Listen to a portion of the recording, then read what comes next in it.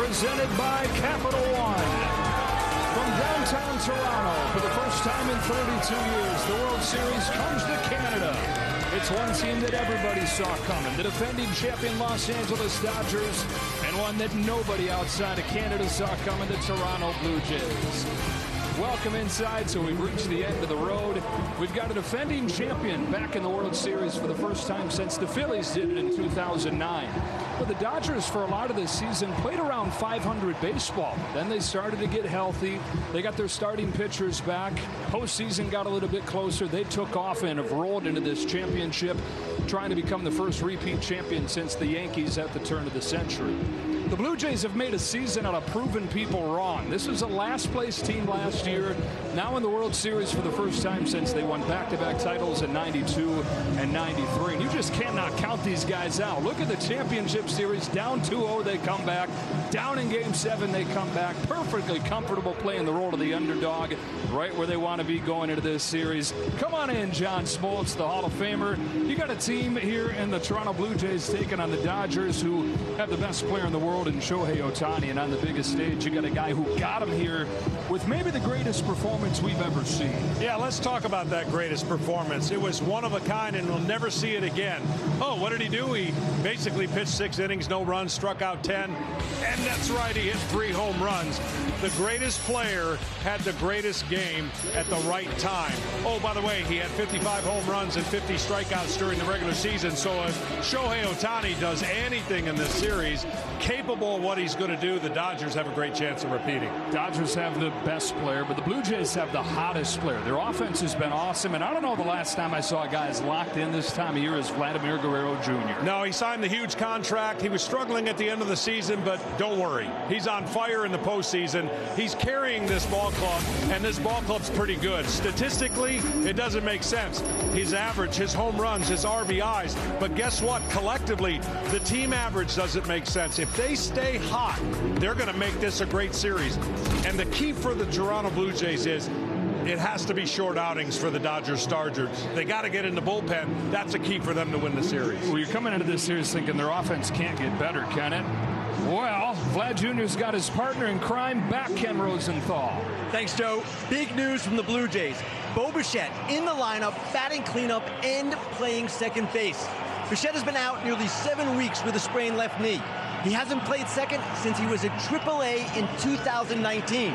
He says the knee still bothers him at random times. The place he feels healthiest is the place the Jays need him most, in the batter's box. Now, over to Tom Verducci.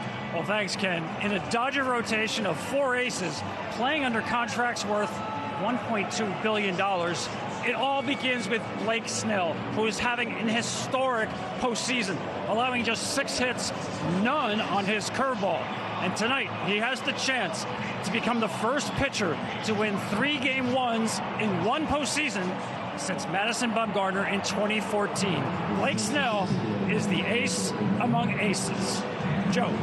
Yeah, Tom, and that is the matchup of this World Series. The Dodgers starting pitchers against the Blue Jays offense. To help get us started, here's Ben Stiller, whose documentary film Stiller and Mira, Nothing is Lost, is now streaming globally on Apple TV. Right around this time of year, when the leaves start to change, something is the biggest and the greatest, all wrapped into one. Shohei! He's in a world of his own! It's a great story that completely surprises you in the best ways. The Blue Jays have won the pennant! It's the Fall Classic. Welcome to the World Series. T-Mobile has the best network. That's why there's no better place to get the new iPhone 17 Pro on them. Hold on. Is this big enough? We should have music, lights, banners. I mean, you gotta feel it. Get the most powerful iPhone ever on the best network. I should dance.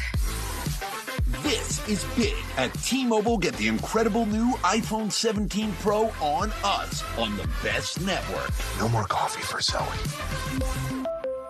Angel Soft. Well, it's gotta be soft. It's gotta be strong. No, soft. Strong. No, soft. No, strong. No, soft. No, strong. Soft. Strong. Actually, Angel Soft is both. Soft so it's cushy and strong to get the job done. Unlike some other rolls, you don't have to choose. Angel Soft. Soft and strong, simple. Tucked inside boxes. Sandy Koufax. The Dodgers dominated the A time machine to everything we ever believed about heroes.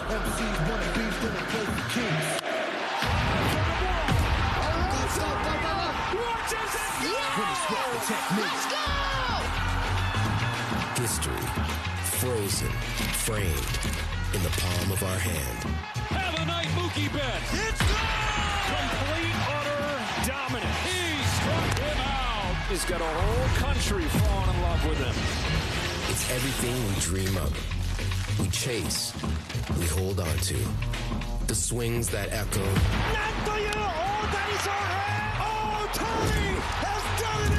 The pitches that stop time.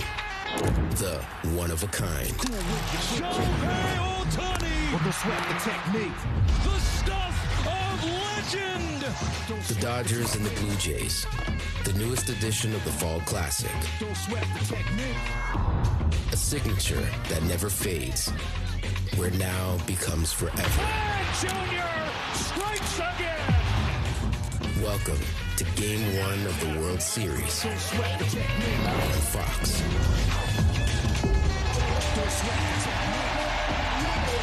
We are ready to rock from the Rogers Center, downtown Toronto, Game 1 of the World Series. The Los Angeles Dodgers, the Toronto Blue Jays. For the Dodgers in their 12 World Series where they've started on the road, they've only won one time behind Sandy Koufax in 1963 as he shut down Maris and Mantle and the Yankees. And what would be a Dodgers sweep, the only sweep in a 7-game series prior to their championship series against Milwaukee. Tonight's same-game parlay is available now on FanDuel. It features Ohtani and a former Toronto Blue Jay and Teoscar Hernandez, who just got a great hand from this crowd. And Vladimir Guerrero Jr. seems like a pretty safe bet to get a hit. He's got 19 of them in this postseason to lead all players.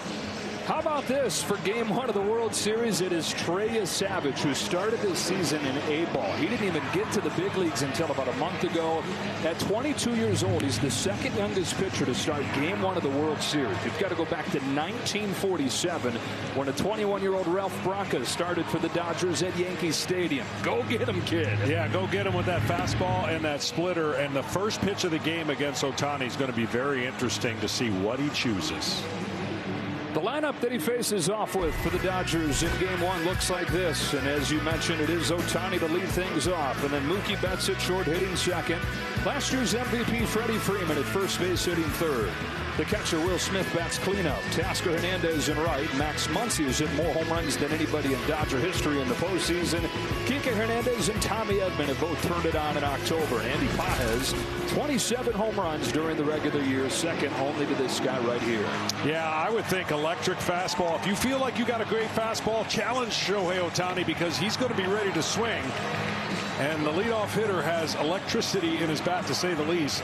I don't know. I'm still deciding. I think first pitch splitter. All right, let's see. Savage helped the Blue Jays go through the Yankees in the division series. Seattle in the championship series. Now in the World Series for the first time since '93. Dodgers sweep Milwaukee, trying to become the first team to repeat since the Yankees. Off we go. He went fastball and he missed badly with it. Ohtani went into the clinching game of the championship series hitting just 158 for the postseason. And what changed? Dave Roberts said he got sick of hearing everybody say he couldn't hit anymore. Club 3 home runs and struck out 10. There's a fastball for a strike. Some guys hit 3 home runs in a game. Some guys strike out 10 in a game. One guy does both the same day. He leads off the World Series and pokes it foul behind 1 and 2. Well, these Dodgers are going to try their best to get a look at something they never see, and that we'll talk about throughout the game is the release point and a split finger fastball that drops from the ceiling. Yet to see one of those yet from Yesavage. Who's home with a 1-2. Sticks with the fastball. 6 feet 4 inches, the most over-the-top release point in the majors. He's only made 6 starts in the big leagues, and the huge advantage is the uniqueness and the unfamiliarity with it. Everybody's seeing him for the first time. Here's his 2-2, and there it is to finish off Ohtani.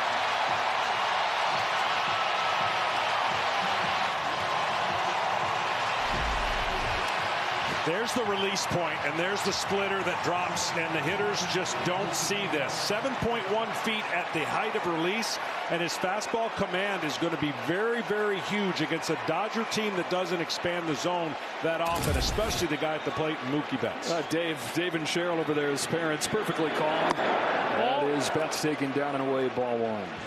This feels like a key guy right here, John. Mookie Betts. Most teams pitch around Shohei Ohtani. A lot of the big spots fall on Betts. Yeah, and he's ready for it. 293 in this postseason, ahead 2-0. He didn't have his greatest season. He lost a bunch of weight, got sick, and really battled his way back. But I think in the postseason, you're going to see a different version of the Mookie Betts that you saw in the regular season. The only active big leaguer with 3 championship rings. Looking for the 4th. Swings and misses at that slider. And we talk about the uniqueness of the splitter.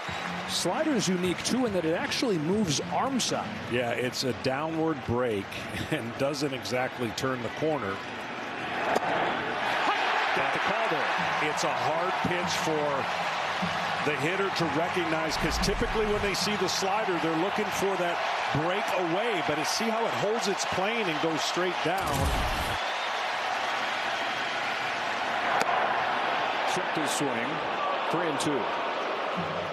There are 4 sliders in all of the big leagues that move like that don't actually break right to left. He's got one of them. And again, all these hitters getting their first look. The payoff to Mookie Betts. Bouncing ball. Jimenez. 2 out. So when you look at what you're facing, you don't see these kind of release points. That's what the average for Major League Baseball, and his is way above average. He's got a short stride, and they can't have a long stride and a tall release. It's almost impossible. So you got to have one or the other, and then that's what they're looking at coming out of his hand. And everything is at the same height, so that's why it's tough for hitters to recognize the pitch. Megan Thee Stallion has been the most popular artist here as he's debuted. They play Savage in here on every strikeout. Freddie Freeman to the plate with 2 out, and he cracks the first one foul. World Series MVP last year. Of course, Game 1 is when he ended it with a walk-off grand slam. One of 4 home runs that he hit in the Fall Classic with 12 runs batted in. Has not gotten going in these playoffs, though. He's down 0-2.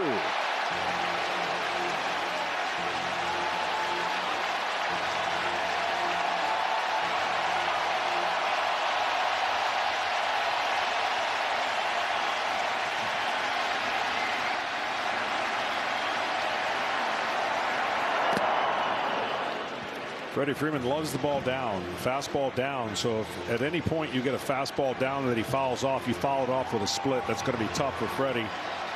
Also, he's riding a nice little 17 on base game streak.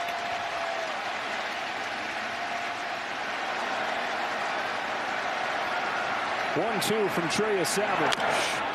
Bounce gently right side to Bo Bichette, and the kid has him rocking with a 1-2-3 first. Blue Jays come to bat against Blake Snell when you come back. 2, please. Make that 3 with the Capital One Saver card. You earn. They're getting a rare start with the left-hander on the mound hitting second. Then Vladimir Guerrero Jr. bats third.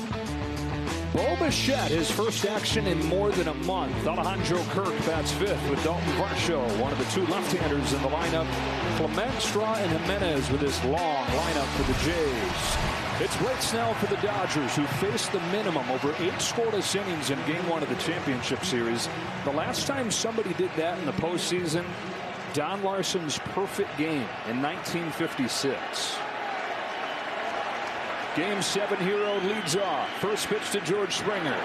Upstairs, ball 1. Well, there's no better feeling of a pitcher when you're in rhythm and in groove. You don't care who you're facing. You're connected with all your pitches. And I think the same thing tonight. If his fastball command is on, it's going to be tough, even for one of the best offenses in baseball, the Toronto Blue Jays. to short, and Betts off one bounce, 1 out.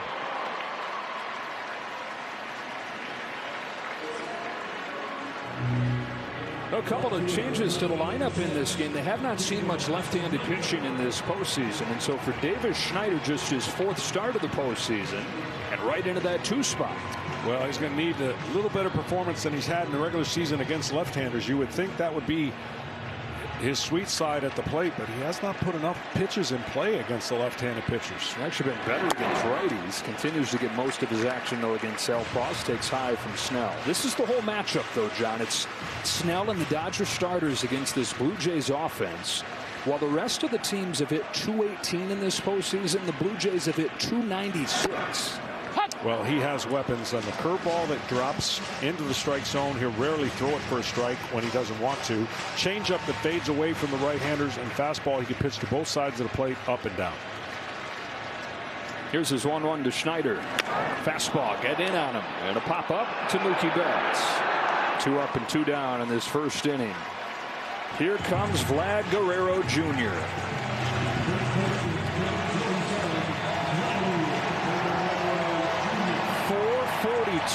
Twice as many home runs as he has strikeouts in this postseason.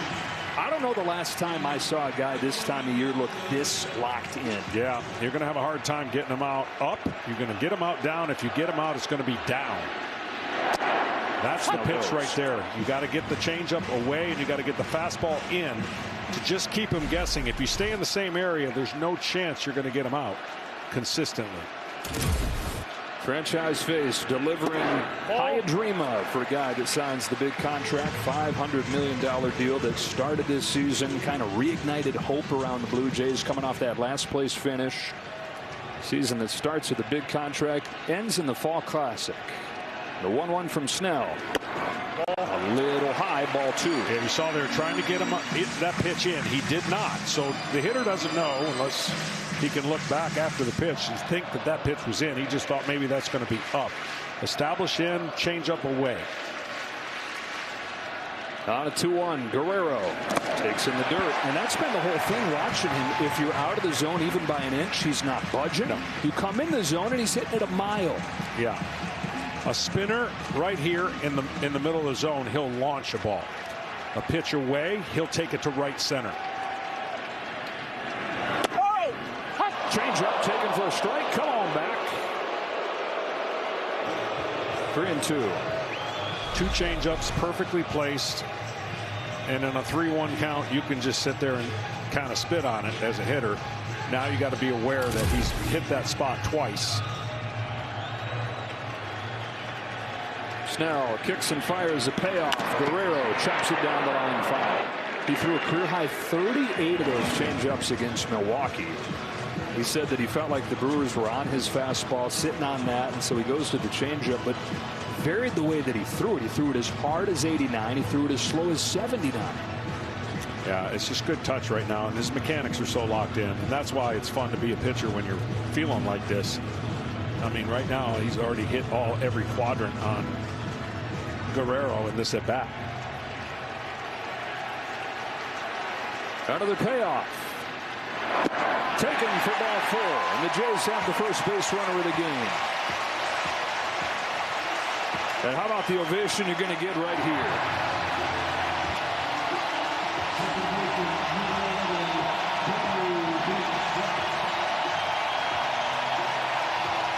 Bo Bichette, who last played on September 6th when he injured his knee at Yankee Stadium. Not only is he back, he's plugged right into the cleanup spot.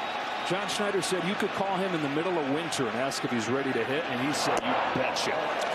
That's going to be the theme tonight, though. Even though he's missed a lot of time, they're going to pound him in, try to tie up his hands. Now, he likes it middle in. So it's strength against strength, and then what that does is if he pounds it in enough, he can get him out of the way. Same thing with Guerrero. The 1-0 from Snell. Bichette takes inside ball 2. He was a .311 hitter during the regular season. Only Aaron Judge had a higher average. Hitting's feeling fine. Running's feeling fine. Playing him at second base for the first time since he was in the minors. Just took a little bit of stress off him as opposed to his normal shortstop position. Bichette on 2-0. Looks at ball 3. Trying to establish his fastball in. He's quick with it. That means he's feeling good, and being quick, you pull it inside a little more than you want to. He's trying to hit the inner part of that strike zone and has missed on the first 3. A green light and a roller that'll sneak through for a base hit into right field. Guerrero heads for third. Hernandez is thrown not close to in time, and the Jays have him cornered in the first. Welcome back, Bichette. Guy can fall out of bed and hit.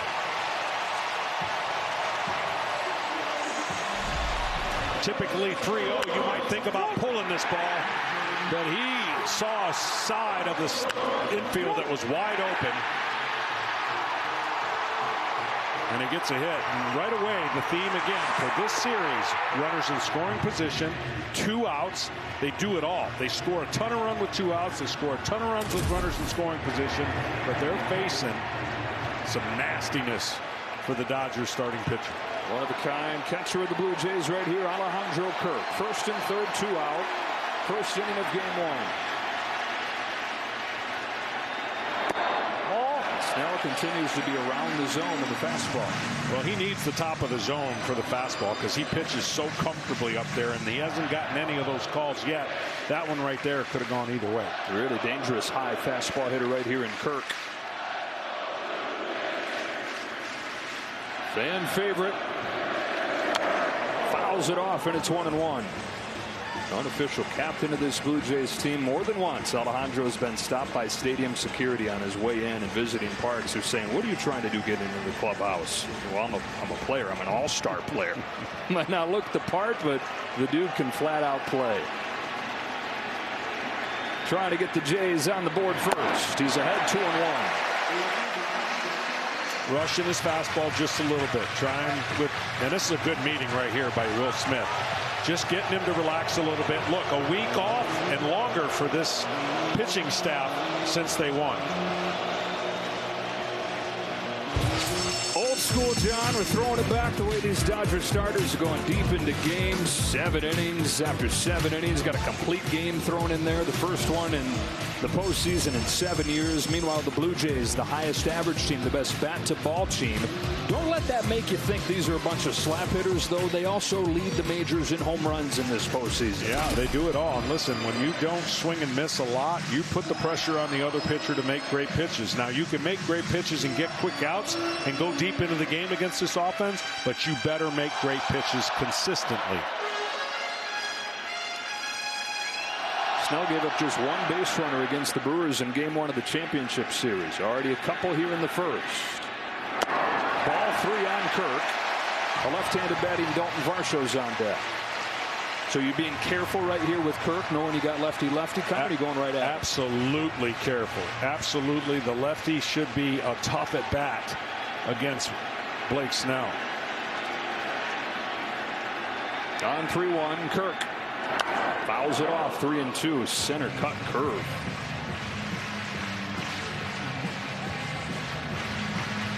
Well, with that bum knee, a little extra opportunity to get running for Bichette here with 3-2, 2 outs. Kirk will ask for time. Now, the Blue Jays have had this offensive machine, even though Kirk has not done a whole lot in this postseason at just .222. Blue Jays are the best 2-strike hitting team in baseball. And he's the best of the bunch. Payoff from Snell. Fouls it off, and we'll do it again. But this is going to be the recipe for success. You see all those first categories, and what they'll do is they'll drive a pitch count up. Even though they're an aggressive team, they foul off the good pitches, they take the bad pitches. And right now, they got 20. This will be the 23rd pitch. Yeah, no matter what happens, they've won this half inning by driving that pitch count up. Because the whole thing, the Dodger bullpen is not close to what this rotation is. It's just it's not been exposed because the starters have gone deep so consistently. If the Blue Jays are going to win this series, chances are they're going to win it against the pen. Can they get there? 24th of the inning, 8th to Kirk.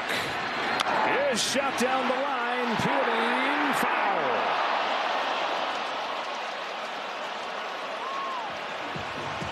This can't put this guy away. You're talking about how good he is with 2 strikes. Give you a little context on that.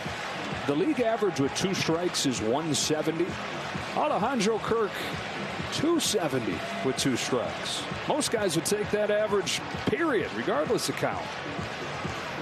Yeah, he only has an 18% miss rate on the breaking balls against left-handers, so that takes the left-handed weapon and just basically tells you he's staying on it. He doesn't miss much inside as well, and he loves hitting the ball on the outside part of the plate.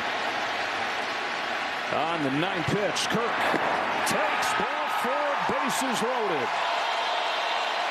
What a chance for the Blue Jays in this first inning against Snell. And he has just cruised through this postseason, 3-0 with a sub-1 ERA. These 25 pitches, the most that he's thrown in an inning in his 4 starts. So here's that lefty-lefty matchup we were talking about against Varsho. First pitch is so key. Bases loaded. He's missed with a lot of his fastballs. Misses with a curveball. This looks like a different guy so far. Well, on the road, and like they said, that rest. When he clicks in, though, and this is a chance here with 2 outs. They've done a lot of damage on the pitch count, but a hit right here would go a long way for this crowd that's been standing the whole first inning. Varsho watches a curve find the zone. Darton Varsho went into Game 7 of the championship series and 3 for 24 slide. John Schneider said, I got a feeling this guy's about to turn it around. And he went 2 for 4. Knocked in their first run in Game 7. Golden chance for the Blue Jays. 1-1 pitch. Swing and a miss. 1-2. Well, the angles of which Snell throws make it so tough on anybody, but really tough on left-handers. He's going to have to make a mistake with his breaking ball if Varsho is going to have a chance because of the angle that he comes in, and we'll show you later why his arm swing is so hard to pick up as a hitter. The 1-2. Another breaking pitch is flied into center field. Andy Pages comes on, and Blake Snell gets out of this bases loaded jam, but the Jays force him to throw 29 pitches. The World Series comes to Canada, putting the world in World Series this year. Game 1 is underway.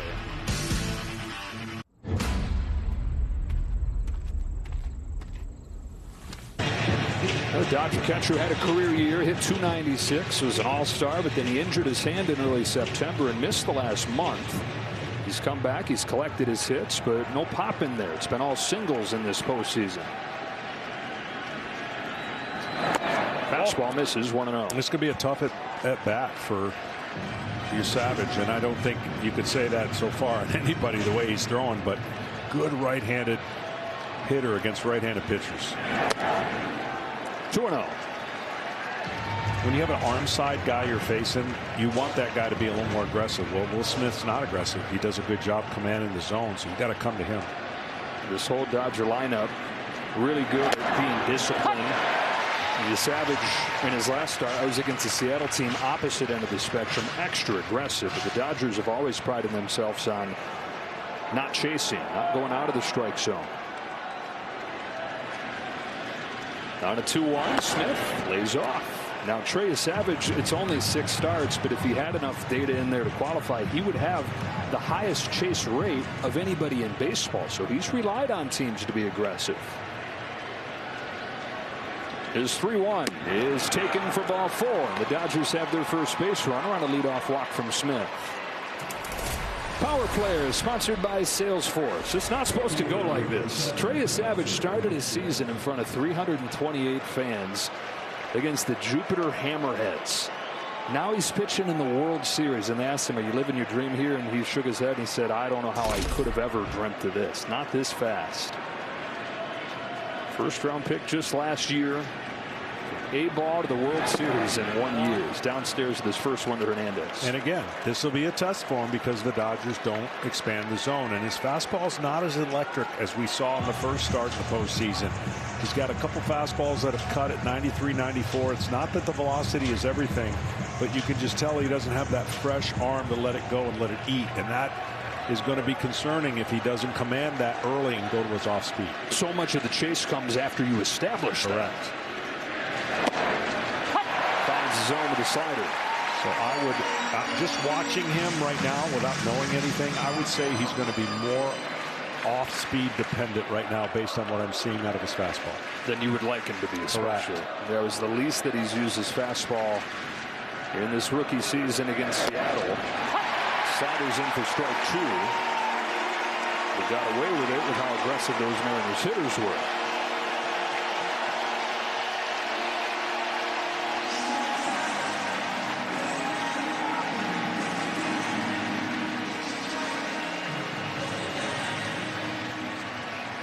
Teoscar Hernandez, 58 home runs in his 2 seasons with the Dodgers, another 7 in the postseason. On a 1-2 from Yesavage.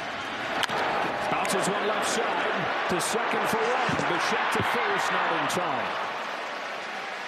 Hernandez aboard, 1 away on the fielder's choice. They said they drafted Trey Yesavage for the uniqueness of the delivery. Now they love the demeanor. Trey seems just unfazed. He's 22, but you wouldn't know it. Dunedin Blue Jays, Vancouver Canadians, New Hampshire Fisher Cats, Buffalo Bison, and Toronto Blue Jays. It's crazy. It's a dream come true, and so excited. So Trey got to the major league September 15th. He's been living out of a hotel room in Toronto since then, and every time they leave town, he has to check out of his room, apparently. Here's a strikeout once. He said that his truck looks like a mobile home. Just all kinds of stuff thrown in there. I think he'll have a permanent home next year, but you've already seen, again, that's 4 sliders in a row now. Fastball usage is going to be low. Muncy on 0-1. Shoots one to left field, a base hit, and the first one of the game for the Dodgers. Max Muncy, who's just 1 for 12 in the championship series, has a single to put him at first and second. He gave a high sign for a slider that I don't know if he's actually trying to throw the slider up there, but that's right down the middle and no break at all. And Max Muncy's not going to miss too many of those. He's lucky he's a single. This is the part of the lineup that if they produce at all for the Dodgers, they're going to be really hard to beat. This is part of the lineup hasn't produced as much as the Toronto Blue Jays bottom part of their lineup. 2 on, 1 out. Kike Hernandez very high with a fastball. Their October ringer right here. Hernandez, who is a below average hitter during the regular season. We're talking more than a decade in the majors, who just transforms when he gets into October with a line in the postseason that's almost identical to Reggie Jackson. 1 ball, 1 strike. Now the one thing over the last couple years that you could do to Kike Hernandez is get him to hit a ground ball double play. He's hit him to quite a few of them. Jays have turned a bunch of them. That's up the middle and through. Base hit center field from Hernandez. Teoscar Hernandez comes home. The Dodgers are on the board first. Kike Hernandez again getting the job done in the postseason.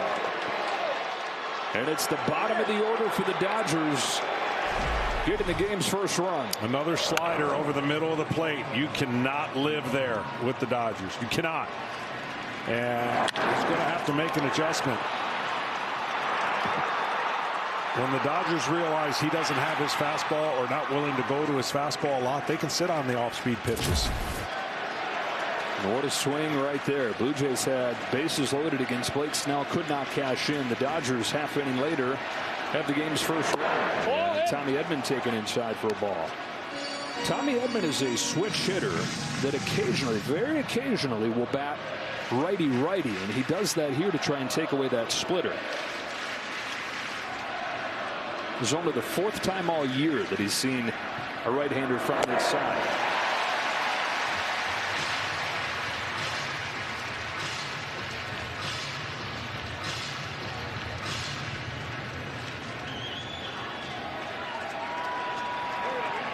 The former Blue Jay, Teoscar Hernandez, scores the first run of this fall classic. 1-2 on the high fastball. Yeah, he's got to have that pitch. I mean, that fastball is going to set up a lot of other things. And up until this hitter, that's the first time 2 in a row in a while.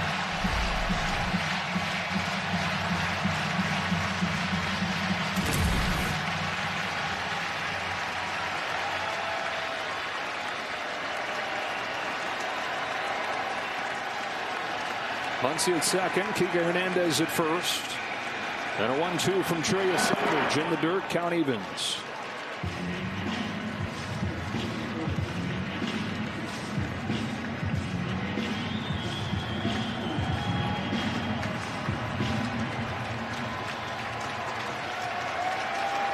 The run on the bank, the Dodgers looking for more here in the second. On a 2-2, Edman. Taps it along third, and no play for Ernie Clement. An infield single for Tommy Edman to load the bases. And the Dodgers doing their best Blue Jays impression here, putting the ball in play and putting the pressure on. Well, what a total change of the bottom of the first to the top of the second. And speaking of the top, he just hit the top of that baseball. The Toronto Blue Jays got a chance to break open their lead, and now they're worried about a crooked number here. And this meeting at the mound is going to be like, got to attack this hitter because the next hitter on deck is not fun. Superman. Super 6. Play the Fox Super 6 MLB Playoff Challenge. Download the Fox Sports app right now and enter for free for a shot to win your share of $20 grand in cash prizes. See the Fox Sports app for details. Good breaking ball hitter in Pajes. He also loves hitting off of left-handed pitchers. The Pajes has really struggled in this postseason, just 3 for 35. Dave Roberts pulled him aside a few days ago and said enough grinding in the cage over mechanics. Just be a hitter. Aim for the middle of the field. And seemed to turn it on after that conversation at the end of the championship series. The Dodgers think he's ready to take off after a breakout second season where he hit 27 home runs. Dodgers with their own bases loaded chance. Pajes down 0-2. We haven't seen the feel for that splitter. Only 3 of them so far. It's been heavy slider usage.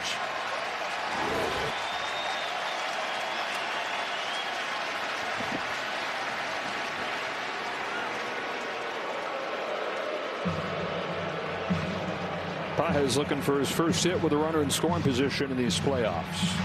This Dodger offense has not really gotten it going. It's been the pitching that's gotten them here. They're only averaging about 3 runs per game. The 0-2. Taken in the dirt.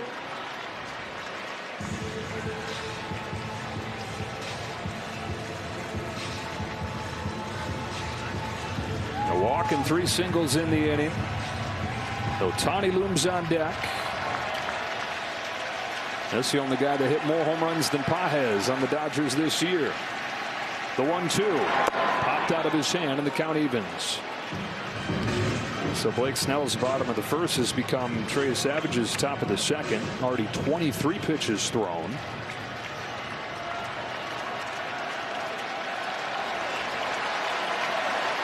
And now a 2-2 to Pajes.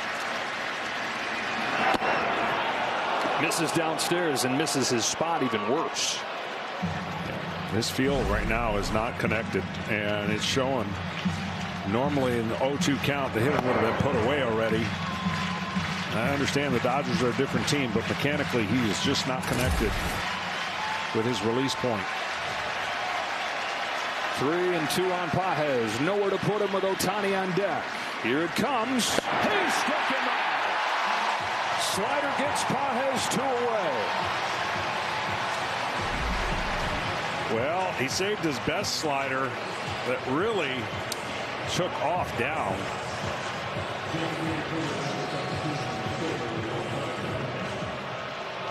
Well, here we go with the bases loaded. It's Shohei Ohtani.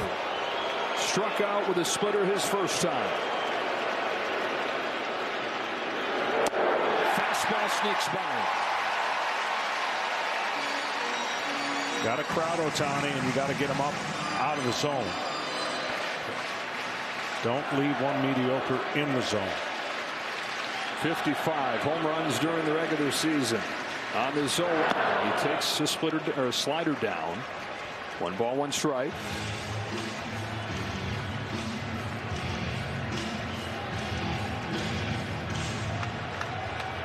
Kid that started the season in front of 300 people in Jupiter, Florida, faces Ohtani in the World Series. Falls behind him 2-1. Scary proposition to have to battle back into the count against him. Yeah, and again, we showed you the release point when he throws his split, but when he's up that high up a release point and you're behind that ball, you got to get down through it. That's what creates the depth and the movement, and it's almost coming out of his hand and popping up high and not having the true effect. Grounder, fair. Guerrero beats him to the bag, and Yesavage limits the damage to 1.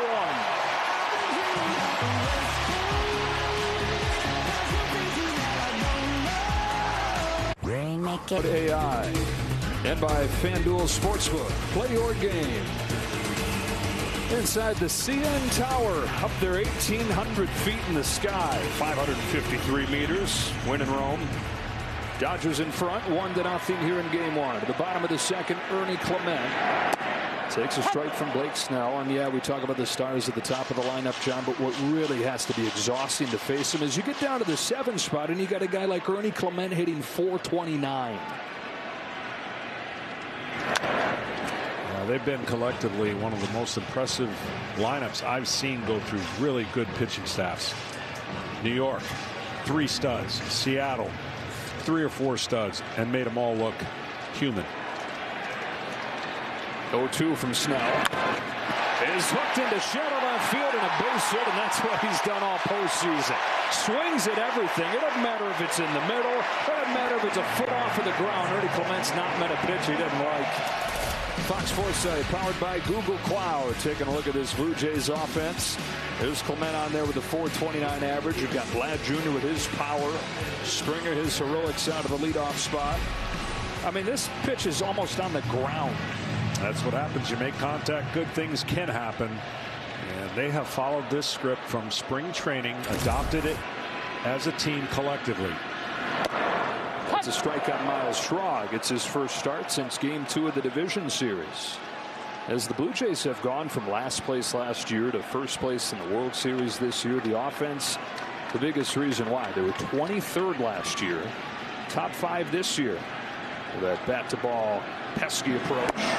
But again, I mentioned this earlier. There seems to be this idea that they're a bunch of just slap hitters, contact hitters, put it in play, fight the good fight. Now, this dude's hit dingers. 20 home runs in 11 games. That's the most in the postseason. Marrying the contact with the power. That's the whole key. And they're just the best team with runners on base. I mean, they just put the ball in play, and they got 7 guys that had 7 RBIs already this postseason. That is getting it done and spreading it out. Last time that a team had an average this high, scored this many runs per game in the postseason, you got to go back to 2007 in the Boston Red Sox. Snell to Straw, strikes him out. First of the game for Snell, and 1 gone in the second inning. T-Mobile, the best network in the game, is now the best network in America. I don't know if many people had this guy coming up here as a key factor offensively in the championship series, but when the Jays were down 2 games to none going back to Seattle, it was Jimenez, the light-hitting shortstop that had 2 home runs to swing that series. Yeah, two big 2-run homers in consecutive days. He plays solid defense, filling in for Bichette. And there's the 7 through 9 hitters that we were talking about. That is rarefied air in the postseason. I know as a pitcher, you grab the lineup card and you look, where am I going to go and have my spot where I can kind of cruise? You don't have that with these guys. Not as much. I mean, for Snell, he's got to look at the 2 lefties, you know, Varsho and Jimenez, for opportunities to really utilize his strength against left-handers. So tough to hit.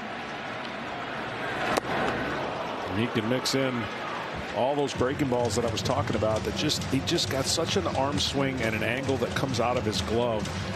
They just don't see it very well. It's not a long arc. It's not a super high release point, but it's higher than most. And he's tight to the body. 32-year-old from Seattle. 2-2. And let's face it, up until this year, the reason he hadn't pitched a lot of innings and pitched deep in the game, he just threw too many pitches per game, and he was hurt.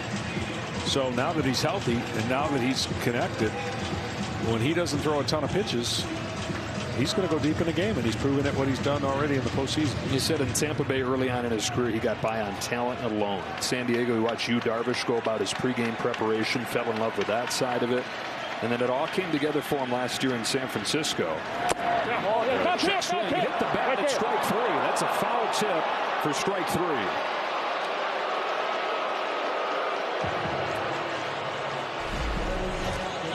Rather unfortunate there. He held his swing, but just barely nicked the ball. Just to wrap up that point about it all coming together for him in San Francisco, Logan Webb, who is the modern workhorse, he told him, he said, look, dude, your stuff is great. You just got to be in the zone more with it. Yep.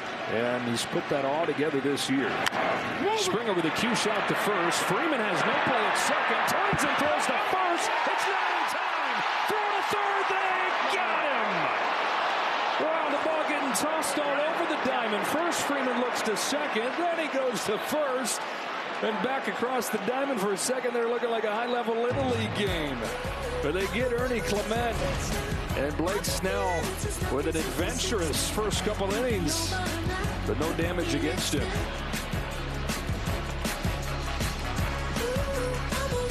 Not in the World Series. These plays never die.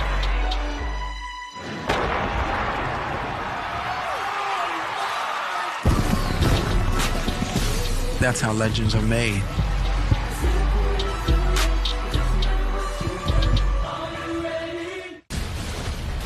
Undefeated Indiana takes on a dangerous UCLA. It's Big Noon Saturday on Fox.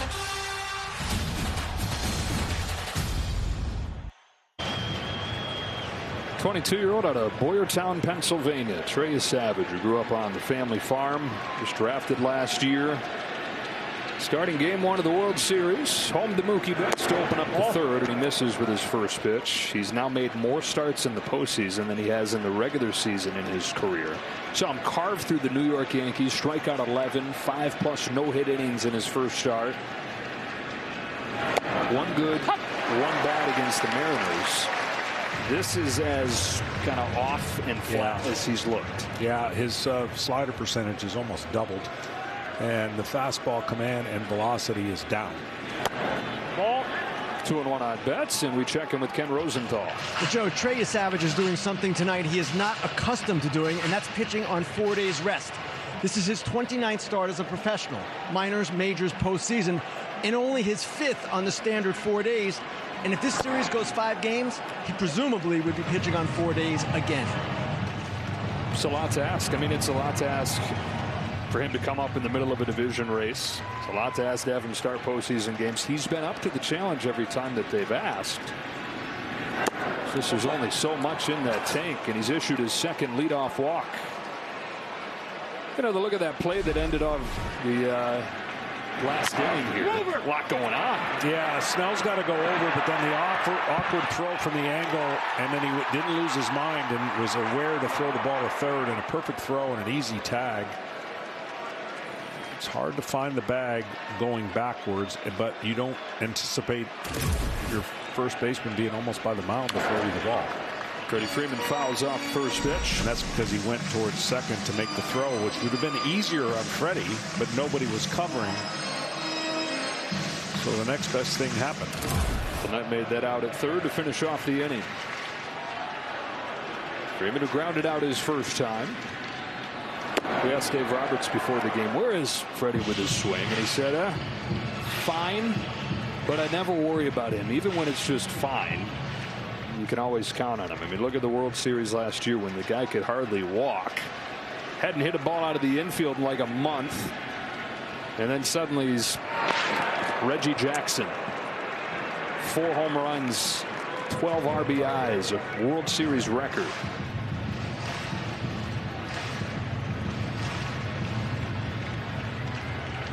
Mookie Betts is getting awfully close to stealing second base. Neither one of these teams has run much in these playoffs. In the dirt, good stop by Kirk. Rewarding Performance is sponsored by Capital One. Looking back at what Freddie Freeman did last postseason, first walk-off grand slam in World Series history. Now tries to join a list of Koufax, Gibson, Reggie Jackson, Corey Seager, guys to win multiple World Series MVPs. That's inching a little bit more. Not going on ball 3.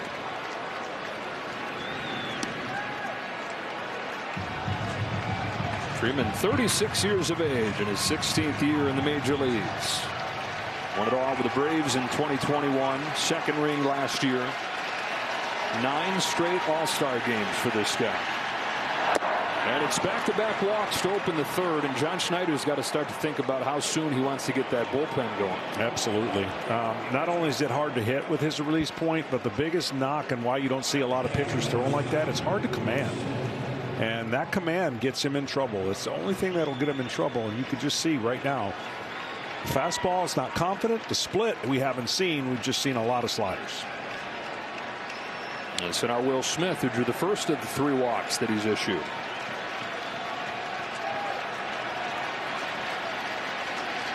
Dodgers up 1-0. First and second, nobody out, and a fastball for a strike on Smith.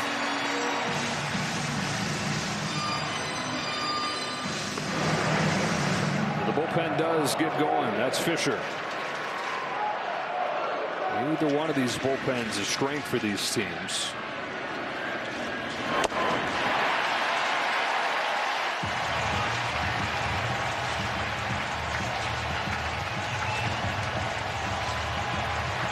Yesavage in a do-or-die game 6 took a shutout into the 6th inning on Sunday.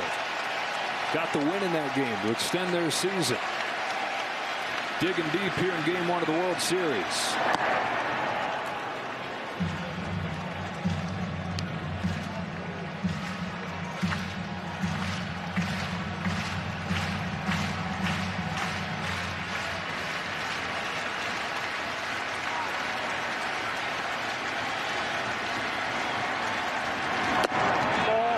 Dodgers still have not chased out of the strike zone. That's what makes them so good, and that's why you have to make quality pitches. About 7 of the 9 guys in the lineup.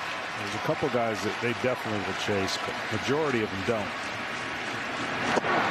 Still no bite. Ball 3 on Smith.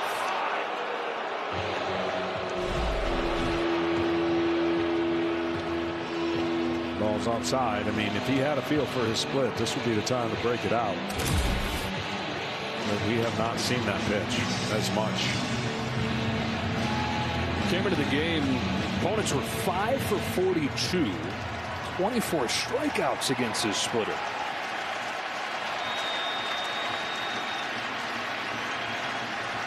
His payoff is poked through the right side, a base hit for Smith. Here comes Betts. Straw's throw goes into second, and they've got Freeman hung up.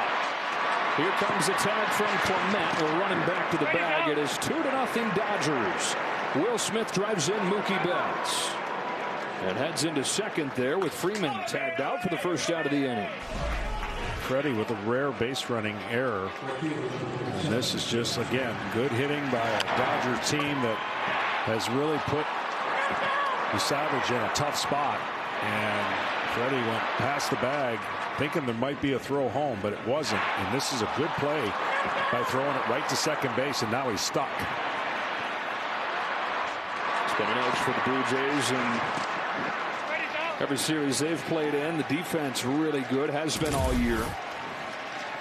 And helped Yesavage out right here. So man at second, one away for Tasker Hernandez.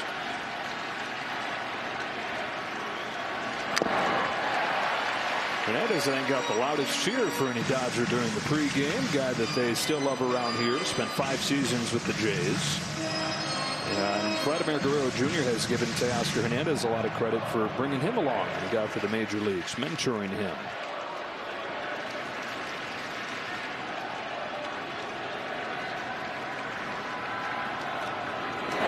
little section of the dugout where the two of them and then Lourdes Gurriel Jr. when he was here, they would all sit together and watch the games. They called it El Barrio, the neighborhood. Hernandez has taken on that same mentor role with the Dodgers. Passed it on to Andy Pages this year. Big influence on him. Sometimes the ball feels like an egg in your hand. What I mean by that is when you put it in the split finger grip, it feels great. Feels like a cue ball that you could just absolutely create rotation. When it feels like an egg, it feels oblong. It feels the grip's ain't right, and it comes out and just stays high and doesn't have the effectiveness. Slider's the only thing he's had.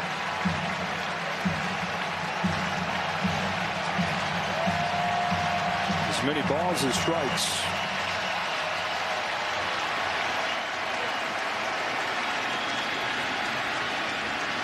Here's his 2-2. It is a slider, and it's taken for ball 3.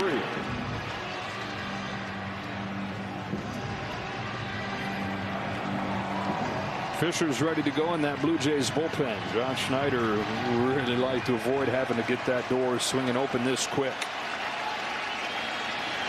On a payoff, Hernandez grounds one towards the middle. Bichette with a backhand. Quick trigger throw to first. You'd never know.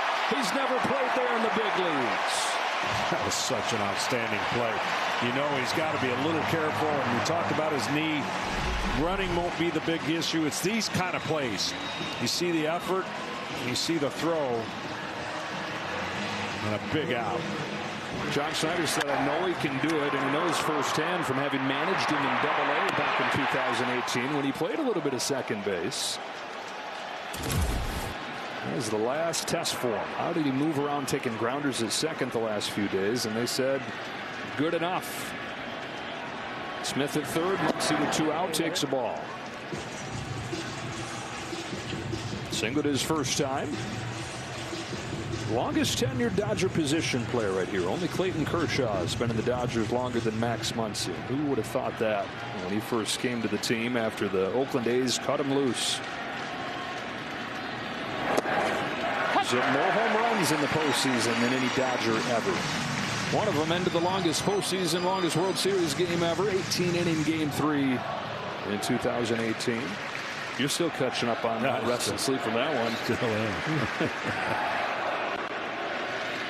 The 1-1. Muncy swings and misses over a slider.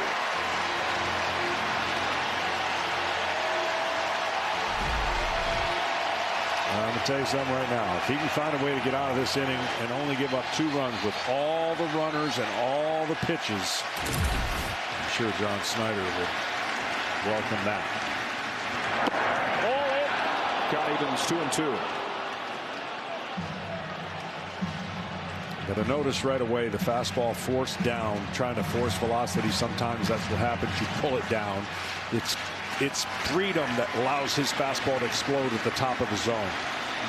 Muncy traces a splitter for strike 3, and despite 3 walks and 4 hits, only 2 runs against him. Middle 3, 2-0 Dodgers.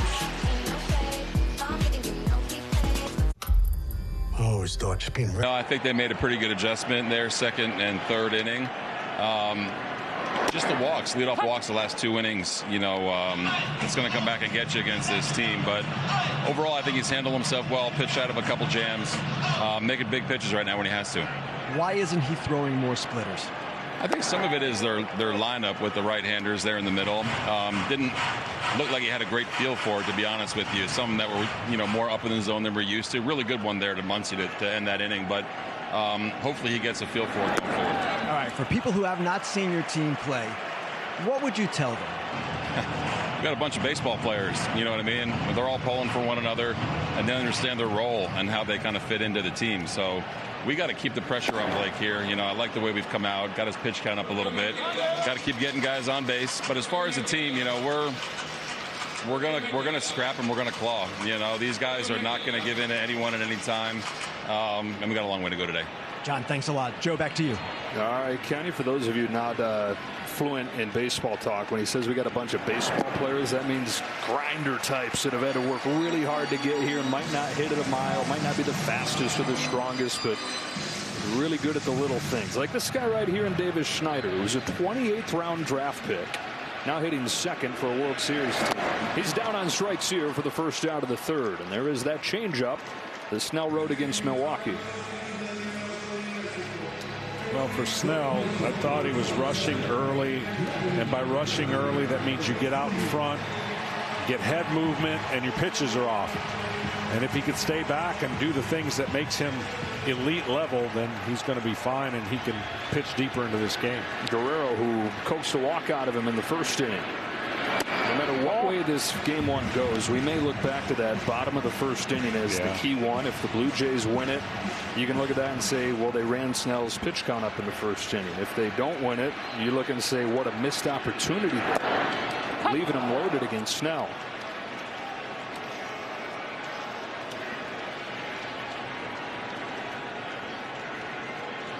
Snell to Guerrero. He's fouled off, and it's 1-2. 26 years old in his 7th season. Vlad Jr. All-Star 5 times, very streaky. He's in one of the good streaks right now. The toe tap perfectly synced up. There it is. Here it comes. 2-2.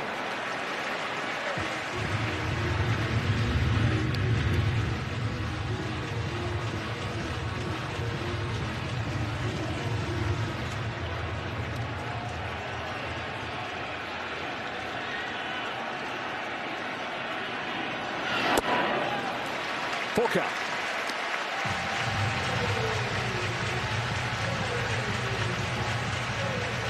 More and more patient through the years. That's where he has diverged paths from his dad, the Hall of Famer Vladimir Guerrero.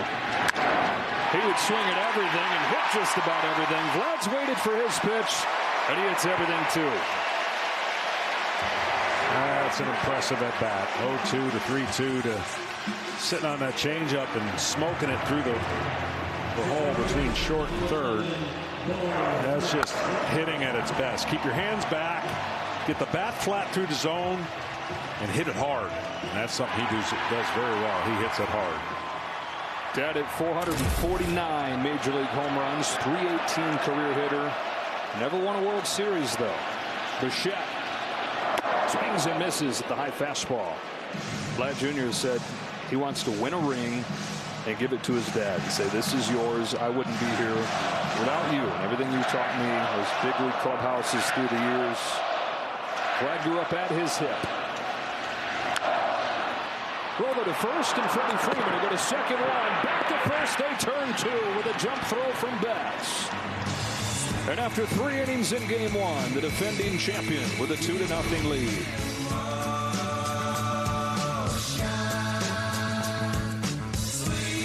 And then a strike thrower. What was the adjustment? You know, I think the adjustment was, he stayed bullish with the fastball. He made pitches with his changeup. I think right now he's overthrowing the fastball a little bit, missing up in the zone. But, big out, when he needed to get that out on Varsho, limited the damage. And right there, that double play off the bat of, Bichette was a big play. So I think right now he's getting into a better rhythm. Offensively, you know that Trey Yesavage is a tough guy to solve, seeing him for the first time. Your guys saw 34 pitches out of the zone before someone swung at one. What has been the key to the approach? I think just trying to go at it the 2-0, 3-0 approach, just trying to lock him into a really, finite area of the hitting zone. And we're trying to stress him a little bit and making him make pitches, which we're doing. And they've already got the pen going. So right now I like our offensive approach.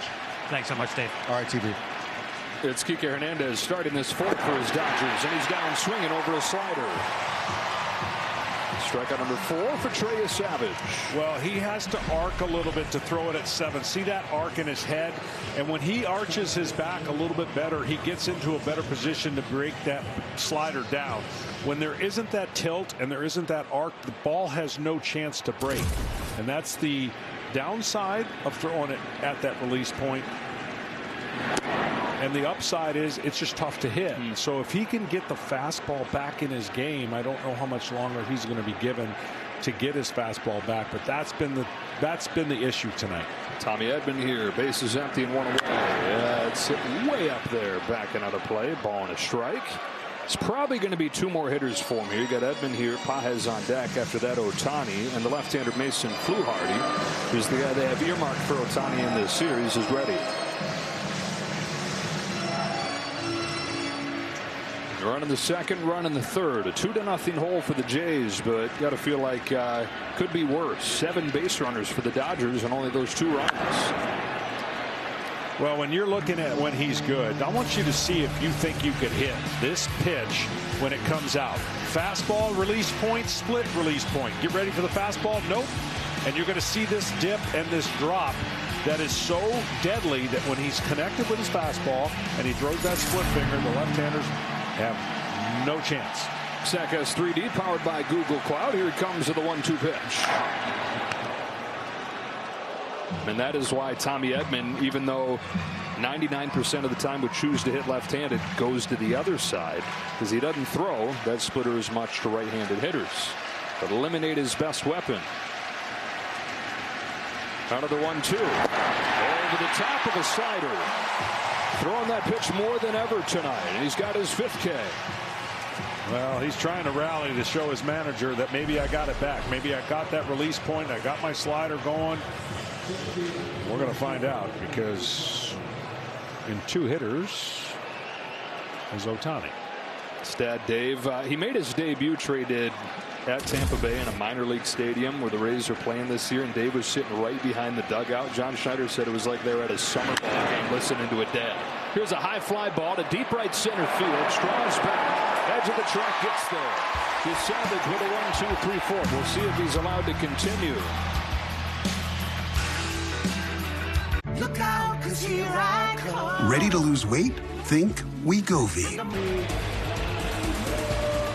Earlier today, as part of the MLB Together Fall Classic Legacy Initiative, Major League Baseball and the Blue Jays hosted a special event at Variety Village where funds are going to go towards their Challenger Baseball program. Go to MLBtogether.org to learn more. Bottom 4, Alejandro Kirk against Blake Snell. Took a first pitch curve for a strike. Snell has 17 consecutive scoreless innings. He's put up zeros in 23 of his 24 innings this postseason. The list of guys to have an ERA this low with this many strikeouts at this stage of the postseason is a tiny one. It's Sandy Koufax, Justin Verlander, Blake Snell, and you in 1996. What's it like to be in a zone like this? As long as you don't get out of your mechanics, you feel like you're going to face anybody and make pitches, and it's the best feeling in the world. You want to keep going out and doing it. And the one thing about Blake Snell, I've already seen an adjustment with him staying back. He has that little crouch where his head can lean towards home plate a little bit. If he stays back, he's fine. But if he rushes, that's where the fastball command, he loses it. And when you're on a run like this, you want to just keep going. First of a 5-year contract with the Dodgers. You're looking, it's been smooth sailing in the postseason, but it was anything but that to get to this point. This is what Blake says has been the hardest year of his career for a few different reasons. He missed a lot of the year with a shoulder injury. He was away for 4 months. Comes back in August. He makes 4 starts. They were pretty good. Then he gets sick, so sick that he passes out and has to spend overnight in the hospital. It was weeks before he felt like himself again. And he said, at this point, this is early September, I could find an excuse or I can go figure it out. Figure it out he has. His last 6 starts, end of the regular season into the playoffs, 5-0 with a 0.68. Yeah, that's that's dealing. And solving something that the Dodgers won the World Series despite not having much of last year. It was mostly bullpen with the Dodgers run to the World Series last year, but that's all been flipped around. Well, they knew that they used their bullpen so much last year. They were going to have to go get a couple starters. They did. They relied on them, even though the regular season didn't work out that way health-wise. It has in the postseason. 8th pitch to Kirk. Swatted towards the right field corner. Hernandez turns and watches this one. Hit off the wall. Holds him to a single. Teoscar guns it in. And Kirk, who has many wonderful traits, speed is not one of them, settles for a leadoff single. Wasn't it bad again? He just did not swing outside the zone and then finally was able to keep one fair.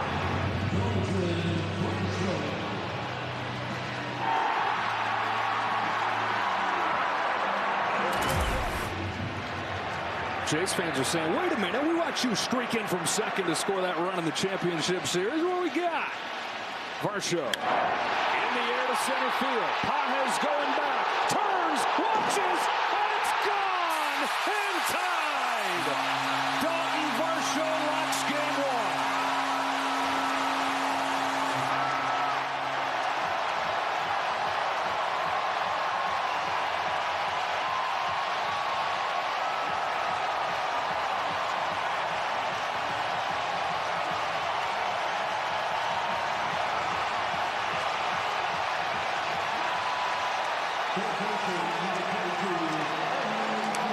And John, it's one of the left-handers that bites him.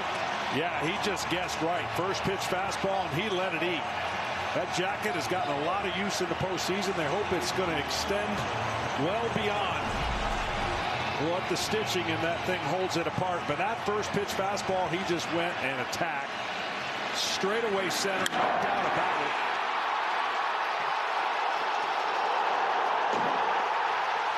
And we got a new ball game.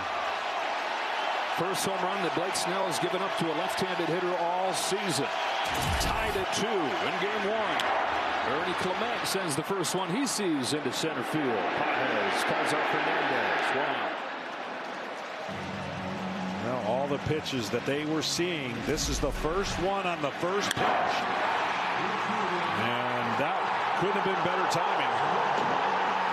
I thought the left-handers were going to have an extremely hard time against Blake Snell. Well, he said, I ain't waiting around to find out.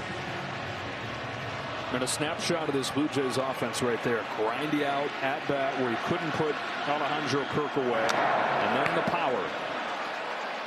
Strike one on Schraw. This ends a string of 5 consecutive games where the Dodgers gave up just 1 run.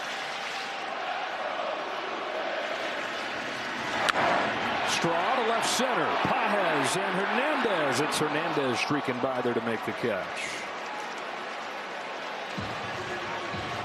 Well, besides the 2 runs being a very, very big inning, they clear the deck and start off with the top of the lineup if Jimenez doesn't get a hit here. And just as many times as you can get to the top of the lineup against Blake Snell and see him multiple times.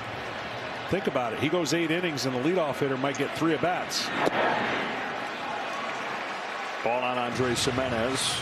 And again, to go back to that first inning where you forced him to throw 29 pitches. Here comes his 70th already here in the 4th.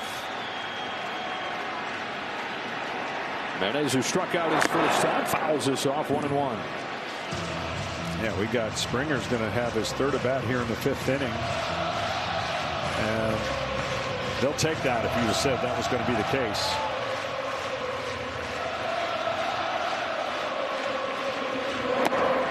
Wave and a miss.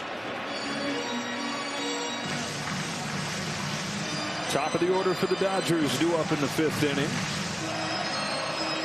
And Shohei's getting ready for it. Back in the Dodger batting cage. Mason Fluharty's ready to come in to face him. The 1-2 from Snell. Oh, no.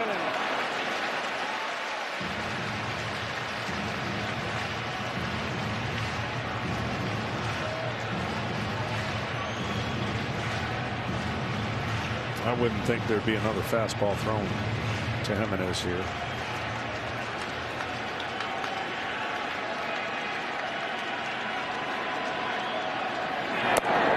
Slider to the corner to get him.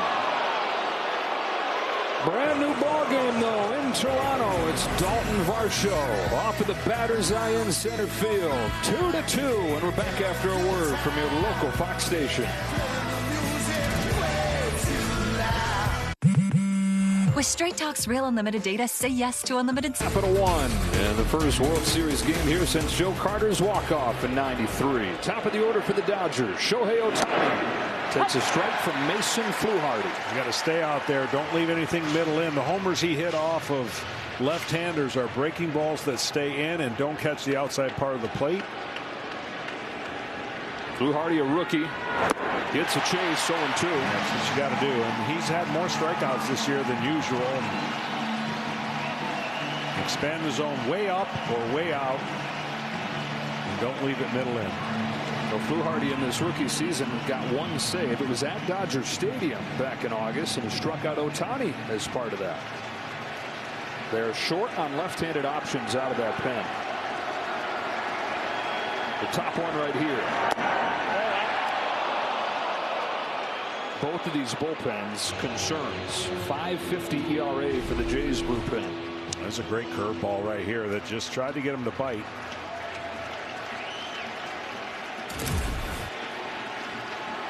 The 1-2. Ohtani takes outside and the count evens.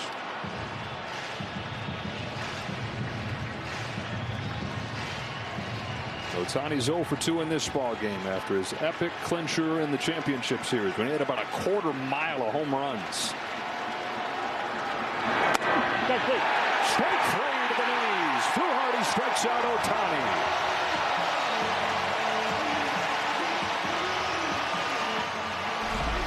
Well, you know he's coming in facing the great one. He got 2 quick strikes, and he's like, oh, man, now what? And threw 2 curveballs away out of the zone, and Ohtani thought that was low, and it might have been. One gone in the 5th inning. Mookie Betts to the plate. Walked and scored his last time.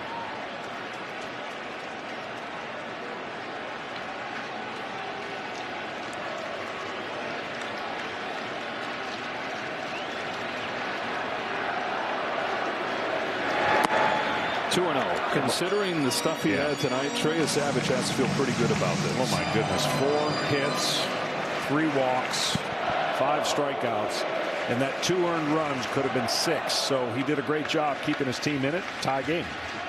On to Betts. Takes a strike. We mentioned this earlier, the worst offensive season of Mookie Betts' career, but unprecedented what he did defensively. This is a guy who has won 6 Gold Gloves in right field. Moves to shortstop. Nobody's ever made that move. Not at this stage of his career. And no chance you can ever think of somebody doing it this well. One of the best defensive shortstops in baseball. His first year doing it since he was in high school. Truly incredible. On a 2-2 from Fluharty. Betts cracks one through, base hit center field. On for the second time. Well, if tonight's game ends like last year's game 1 did, that is in a walk-off, then Capital One will donate an additional $10,000 to the Jackie Robinson Foundation as part of the Capital One walk-off program. To date, Capital One has donated more than $1 million to the foundation to support its programs and initiatives, and that there is producing by Pete Macheska, because here comes the guy to hit that walk-off home run.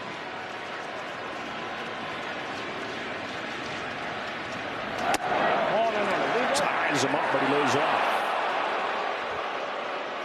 Freddie gets a good cheer from this crowd as well. Both of Freddie's parents from Canada, and so he is a dual citizen of the United States and Canada.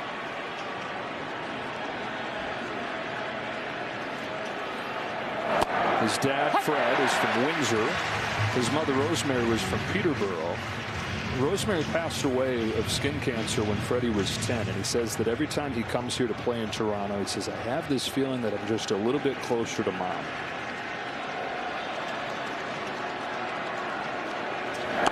Ouch. I found the bat, actually. Unless the bat has feelings, forget the ouch. 1-2. I would love to know how many times that happens in a year. If you think about a ball hitting the knob of the bat versus the hands and the square inch that it would take, it's amazing how many times that happens. 1-2. Freeman fouls it off and stays alive. Freddie Freeman owns the middle of the plate. The heart of the plate, he's hitting over 380. Where you can get him is fastballs up. I mean, he fights and he has the ability to get to all quadrants, but 95 and above miles per hour above the zone is a struggle for him this year.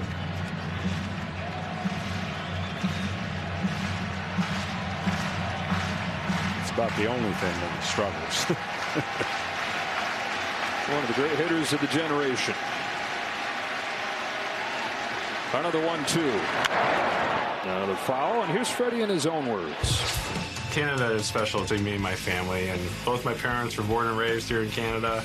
Every time I come back to Toronto, it just makes me feel a little bit closer to my mom, who passed when I was 10. So this is a special place for me and my family. My dad will be in the stand, so I'm looking forward to getting going. And he's typically delivered for the folks here. 357 career average here.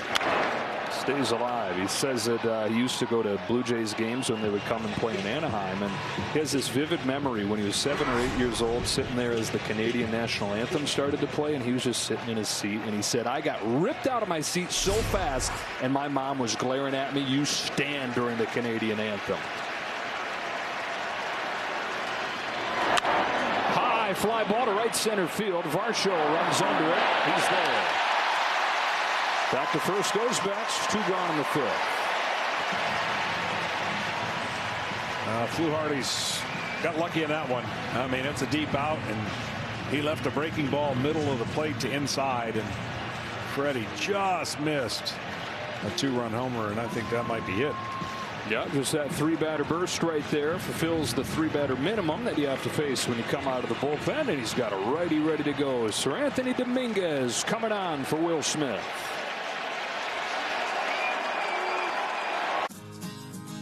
In honor of our veterans, raising disseminated without express written consent. All eyes turn to Big Noon for a make-or-break game for number 2, Indiana. First time in program history they've been ranked that high. UCLA's gotten things going, 3 straight wins. That all starts at Big Noon kickoff, 10 a.m. Eastern, live from Bloomington on Fox. It's Anthony Dominguez, who had a 1-2-3 inning in Game 7, on for Will Smith. Smith swings at the first pitch and sends a lazy fly to right field. We are halfway home in Game 1 and tied at 2.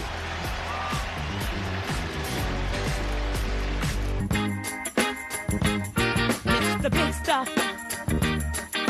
Who do you think you are, Mr. Big Stuff? You're never gonna get my love, Mr. Big Stuff. Tell me, just who do you think you are? Lease the new 2025 Tiguan S for $279 a month. Limited inventory available. Carne asada is back at Chipotle. It's our best steak ever. Fresh, no bad stuff. With garlic, cumin, coriander. It's super tender. Juicy. People love it. And it's so good with our new red chimichurri. You're going to want to put it on everything. 10 out of 10 flavor. Pharrell happy performed pregame. Vladimir Guerrero, Hall of Famer, dad of Vlad Jr. in attendance. And Drake on his 39th birthday taken in the ball game. Springer takes ball 1. See you in LA, Kendrick. Hero from Game 7. Springer's over 1 for 2. They changed that ball in the second inning. First from the fielder's choice to an infield hit. 1 out of 2. One of the 6 hits the Jays have against Snell. Make it 7, his second. And they've been ready for that changeup. Yeah, they're getting more aggressive. They felt out the first 4 innings, and then the last really 4 or 5 batters have been real aggressive early, more like the Toronto Blue Jays. And that changeup that they saw a lot of in LA that absolutely crushed them. And I think he struck out 10 Blue Jays. They've made the necessary adjustment. And right here, first pitch, watch out, Snyder, if he gets a fastball. Yeah, Bush hitter, and then he settles in and goes patient, but he loves that first pitch. It was a curve that missed a little bit low. Well, Blake Snell's changeup, his first 3 games in the playoffs, opponents were 2 for 22 against it. Strikeouts in half of those at-bats. The Blue Jays are 5 for 10. That's because his fastball in those other games was way better than his fastball tonight. That makes a difference.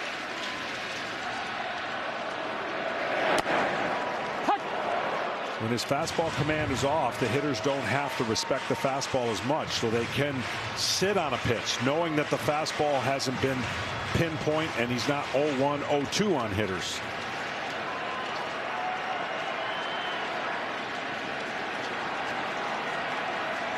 Here's 1-1 to Schneider in the dirt. And the height of his fastball really makes his curveball that much better. But when the height of the fastball is not in that strike zone, that curveball, anything they see spinning that isn't in a defensive count with 2 strikes, they're going to spit on it. That's what makes, again, Toronto, they've done a great job not expanding the zone. Pitch count goes up.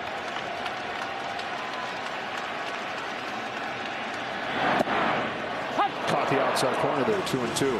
As good as the Dodgers starting staff has been, they have not seen a lineup quite like this. And I know Milwaukee statistically was similar the way they profiled, but it's just not the same. Not the same kind of punch either.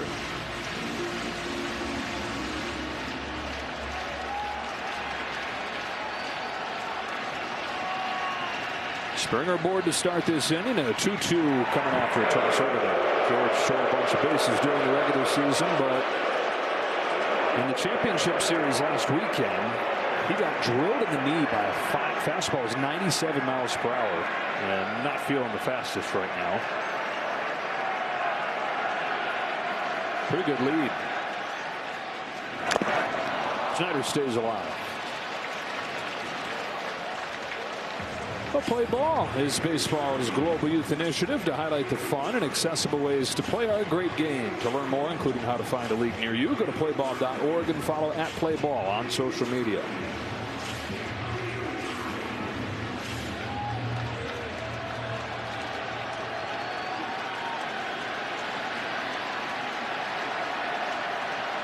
Another 2-2.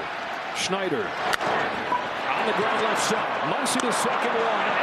First double play. Second one the Dodgers have turned. And what a big spot to turn that in. Now you get Guerrero with the bases empty. You are not kidding. That was a changeup that stayed up, but he pulls it to the third baseman. See how this changeup, and he gets on top of that. On top of that ball, goes right into the ground.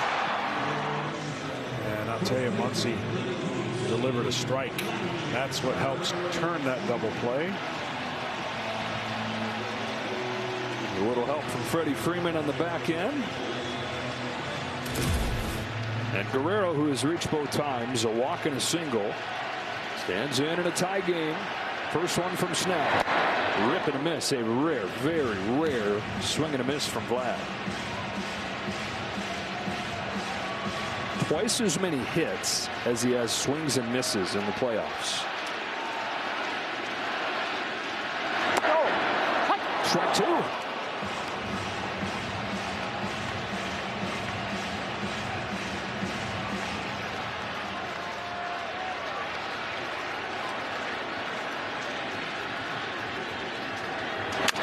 Broken back on a bounce to Tommy Edman from shallow center field. Double play ball helps Blake Snell face the minimum in the fifth and tied at 2. Any questions? How did you become the captain? Haven't you heard? I'm the Wicked Witch of the West.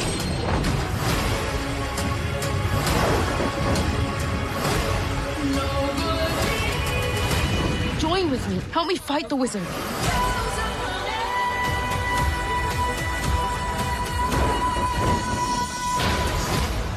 Rated PG. In theaters November 21st.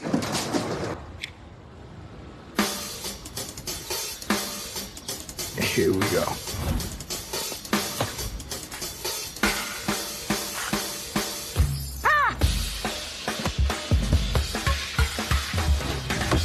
Oh, man. You won't believe where I am. You won't believe where I am. T-Mobile now has the best network. How will you use it? This is the farmer's dog turkey. This is also turkey. But only one is gently cooked to give your dog the nutrients they need without the ultra-processing. Get 50% off your first box only at thefarmersdog.com.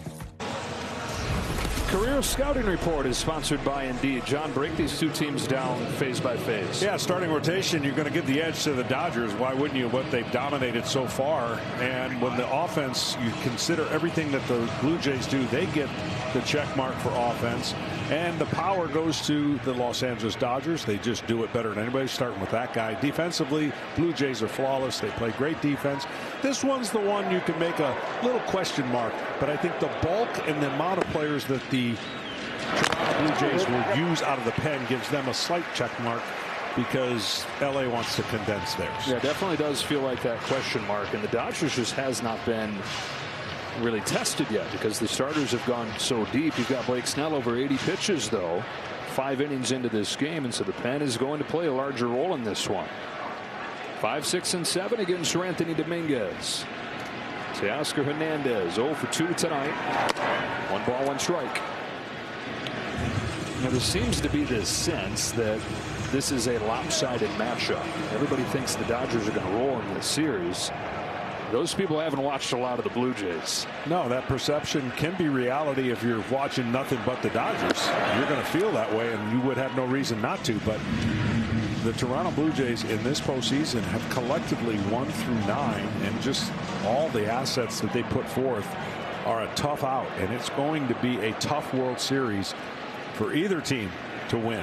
Hernandez on 2-1, swings to a center cut fastball. And these Jays seem to have something about them where they just kind of like being counted out. Not many people thought they'd be any good after they finished in last place. They were below 500 2 months in. Yankees pushed them down the stretch. They hung on to win the division. And then in the championship series, they lose the first 2 games at home. They fall down in game 7, but they just keep getting up and coming back at you. 2-2. Not good. Strike 3 with a pinpoint heater.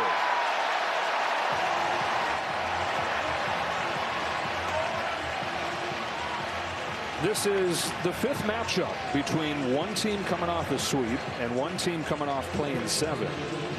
The team that does the sweeping is 0-4 all-time in the World Series. Yeah, pretty crazy. You might think it's random, but it's crazy. You just think about the delay and the time off in between those series and the World Series, and the other team keeps playing for the most part. Lately, the off days have gotten a little bit more in this postseason, whereas in before it was a little closer. And so the Dodgers know how to deal with the days off. They've been there, done that, so that's not an excuse for them anymore, or nor will it be. Max Muncy, who bats right here, was talking to him about that before the game, and he said, look, it's not like any of us were red hot outside of what Ohtani did in that 4th game. So he said, it's not like there's a ton of rhythm we're losing. Had we all been feeling great and then have to take that week off, maybe a bigger concern. A pop-up, foul ground at third. Clement appears to have room and does. 2 out. Got a quick word from Capital One. What's been the highlight of your career? And that'd have to be bank guy. I've always been passionate about no fees or minimums on checking accounts. What's in your wallet? Here's Kike Hernandez. The Toronto Blue Jays, I believe, come back more than anybody in baseball. So you talked about all that narrative. That doesn't sweat them. They've come back already in this game to tie it up, but they're used to being down. Hernandez knocked in the first run for the Dodgers. Fouls that one into the glove for a strike. This guy, he would just as soon say, yeah, let me take half the season off. Call me when we get to the postseason. And they're probably not that far off from saying, all right, that is what they've got him for. Versatility in the regular season. And then postseason, Kike Hernandez. He is a .203 hitter in the regular season, .306 in these playoffs. And tonight ties Justin Turner for the franchise record games played in a Dodger uniform in the postseason. 86 tonight. Fastball just has all kinds of movement. Teeth. 1-2.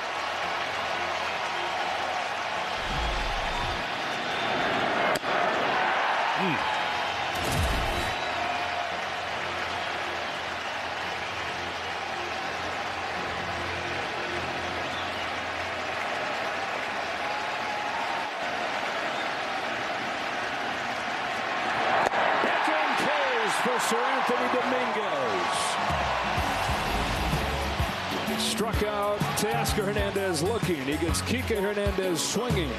Middle 6 tied up in game 1. Ever changed a tire before? Don't panic. I'm going to walk you through it step by step. I just wanted to have downstairs. The Blue Jays have gotten 5 hits on that pitch tonight. That's the most that Snell has given up on the changeup in his career.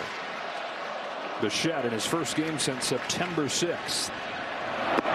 Tries to lay off the change and does. Ball 2.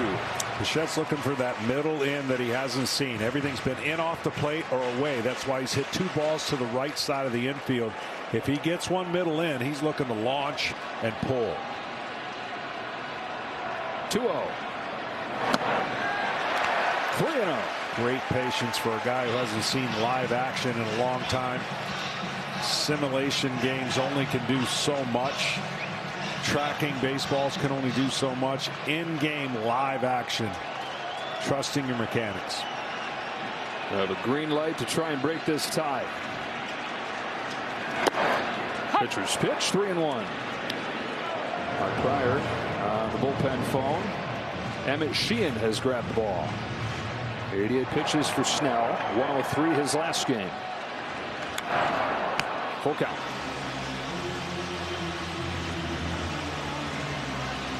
It's Bichette, Kirk, and Varsho for the Blue Jays here in the 6th inning.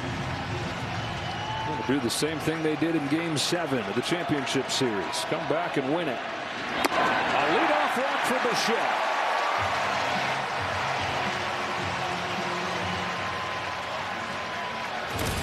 Well, when you want to see Snell, these are the hits that he's given up. And a lot of them on those changeup that you're talking about. There's the fastball, the one that's red right down the middle, but the other one's in the zone. And they did a great job. Some of them soft hit, some of them hard hit. But they have pushed Blake Snell to the limit. And probably his last inning at 90 pitches. And Bichette's going to get the old pinch run to job well done. That'll improve a couple things here with Isaiah Kiner-Falefa coming in. Obviously the base running, but also the defense into the late innings. Alejandro Kirk. Go ahead run aboard for the Jays. Kirk bounces one through. Base hit right field. Kiner-Falefa stops at second. Kirk has been on all 3 times in this game. Go ahead run into scoring position.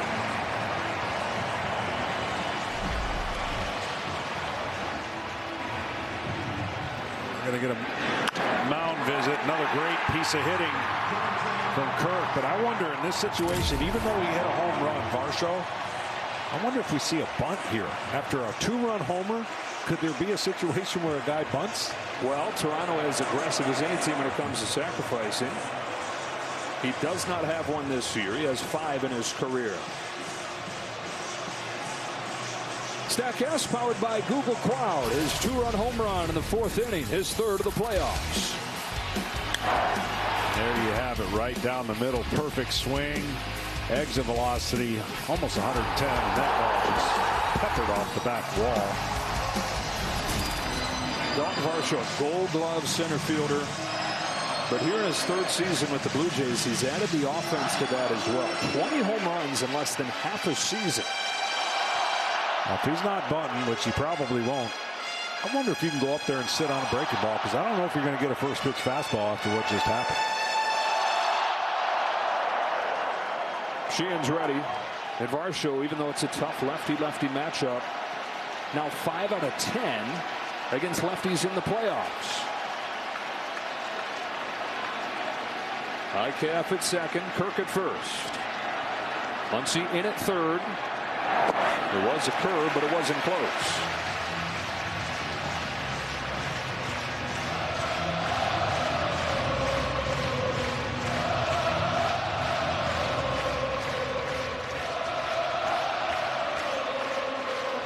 Blue Jays instant pressure all postseason. 366 leading off.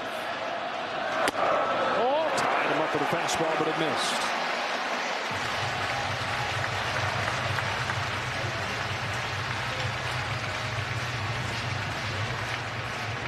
You know he's behind in the count. This has got to be a 2-0 slider. It's a curve and it's dumped back. Get him back in the count right there. 2-1 breaking ball. But Varsho was ready for it. Ernie Clement waits on deck. Sheehan's ready. 2 on, nobody out. A 2-1 from Blake Snell. Varsho swings and misses. 2-2. There was the slider. That was a tight slider right there in the zone the whole time, but never really. Look at that tight spin. Just breaks away from the barrel of the bat. Try to guess as a hitter where you think that pitch is going to be. Yeah, everybody standing. 2-2 on the way. Varsho fights it off.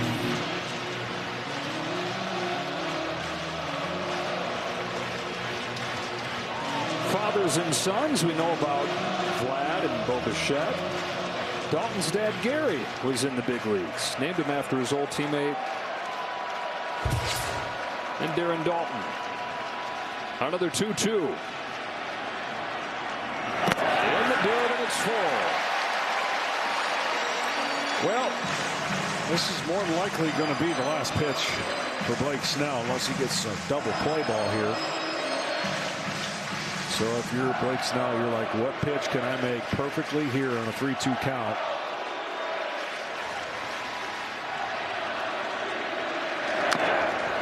Almost made it. Pretty darn good. Yeah.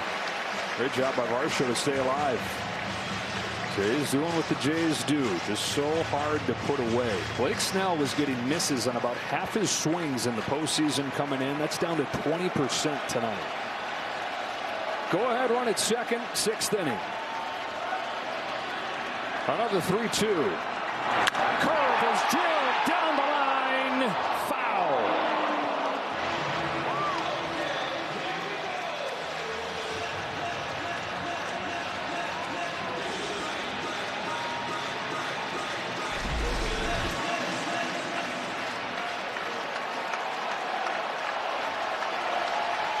.100 pitch. Could be his last. Varsho paid the price. Or would have put him on anyways as ball 4. And the Jays have loaded the bases against Blake Snell with nobody out.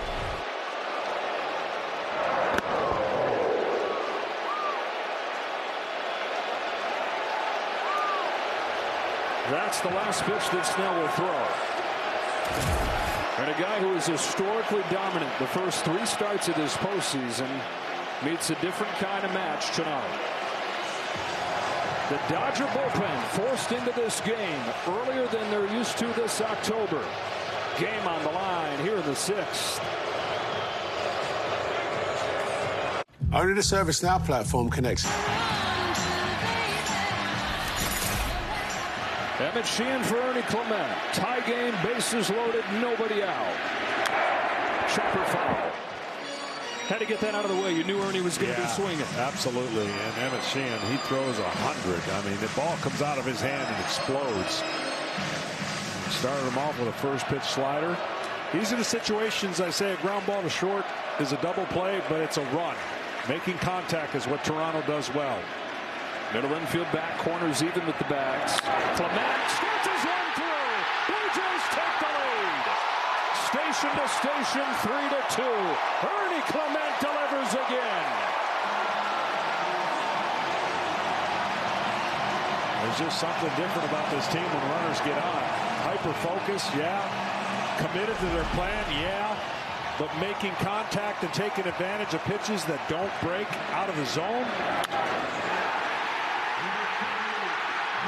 Doesn't mean they're going to go on and win the series, but everybody who thought that this was going to be a fairly easy series for the Los Angeles Dodgers, you're getting an example of why it won't be. And the biggest key, go back to what we talked about at the beginning, will be for the Blue Jays to get into this pen. With a 29-pitch first inning where they did not score, they got the ball rolling. I'm getting that pitch count up. Snell leaves the game with nobody out in the 5th inning. And now pinch hitter is going to go up there for Miles Straw. This is Nathan Lucas. You wonder how decisions are made and how decisions based on situations change. And the Dodgers were a moment away from kind of blowing this game open. They could have at any point, but because they only scored 2, it allowed John Snyder to use his pen and this lineup to stay in the game. And now they're a hit away from getting some serious breathing room. And the Jays like what they have coming off of the bench with a righty in the game now. Lucas, normally their 2-hitter. Swings and misses at a good slider.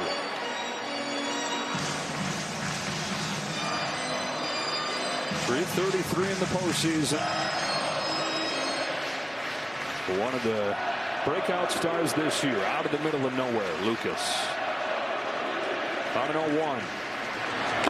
Fouls it into the glove. Fastball at life. Yeah.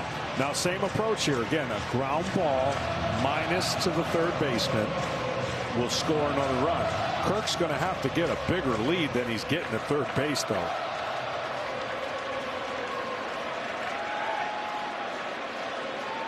Here's an 0-2. that lead at third. If they hit a ball hard to an infielder, they're going to throw him home, throw it out at home, rather than try to turn a double play. With Muncy that far off the bag, he has to at least get the distance between third and Muncy's distance. You're saying even the middle infielders could come home with it? Absolutely, if he hits it hard enough, because of the lack of speed out of Kirk. Out of the 2-strike pitch, Lucas leaves it up. And at this point, runs are a premium, even though the Dodgers know that 2 runs or less, they're well within the game, and their strike offense with power can get them right back in it. Kirk at third, Varsho at second, Clement at first. Sheehan's 1-2 pitch. Almost hit it. Lucas got that knee down there.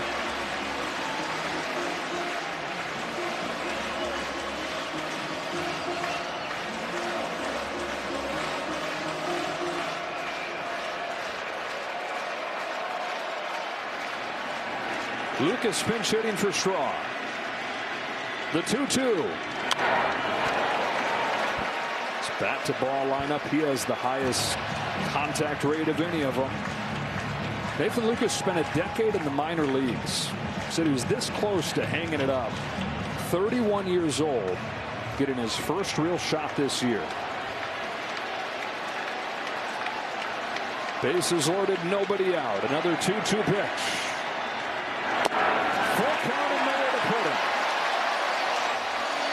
Well, based on the way that he's attacked the first 2 hitters, look for this 3-2 pitch to be a slider, I would think. Fastball command not great, hasn't thrown as many fastballs. Looks like he trusts his slider.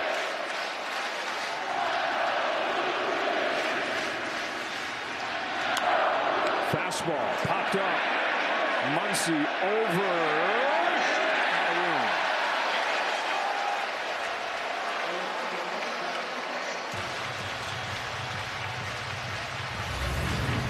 Game 2, same time, same place. Kevin Gausman for the Blue Jays, Yoshinobu Yamamoto for the Dodgers. There have been 28 foul balls by the Toronto Blue Jays. You don't think those add up? They do. You see a lot more pitches. Now another 3-2. He's walked in, and it's 4-2 Toronto. Kirk can walk home.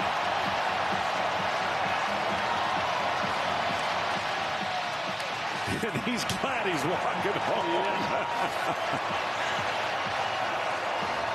Wasn't that 0-2? Yeah. 0-2, bases loaded, and a walk. I'd say that's one of the highest quality at bats Lucas will ever have under these circumstances.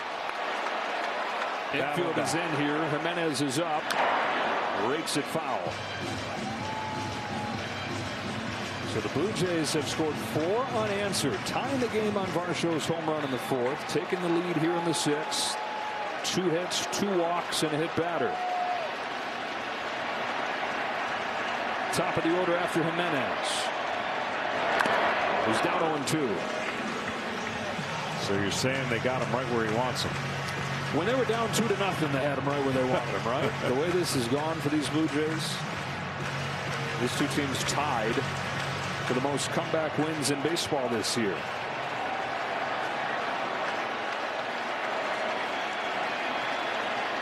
And Sheehan's 0-2.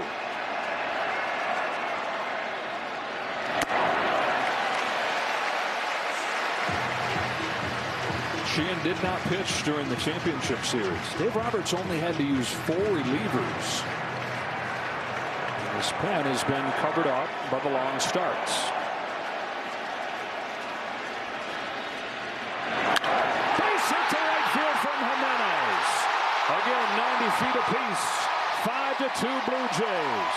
Bottom of the order, telling the story once again.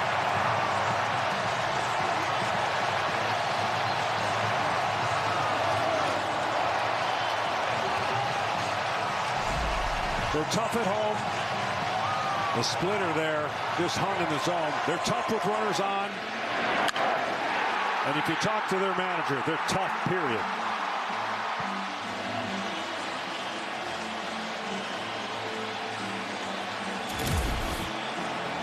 6 straight base runners to start this inning for the Blue Jays. 4 of those 6 had 2 strikes on them. 0-2, he had him where he wanted him. This kill pitch has been hard for these Dodger pitchers to put the hitters away. And now with the bases loaded, they've got Mr. Postseason coming up here. George Springer, Manny Ramirez, Jose Altuve, and then with 23 home runs, George Springer, 3rd on the all-time list. Well, he is loving these situations. He's super aggressive. First pitch, he hasn't had really one to kind of crank on, and I'm sure that mound visit was a reminder of, hey, look, make a quality pitch. You can get a ground ball, but if you don't, he's going to be ready to swing on the first pitch. 3 of his 4 home runs in this postseason have come on the first pitch. Bouncing ball left side. Betts had a hard time getting it out of his glove, but he does in time to come home for the first out of the inning mercifully in the 7th batter phase. And he did. He made a good pitch and got the ground ball. I mean, that's what's possible against this team, but you've got to execute. And that little bobble might have cost a possible double play.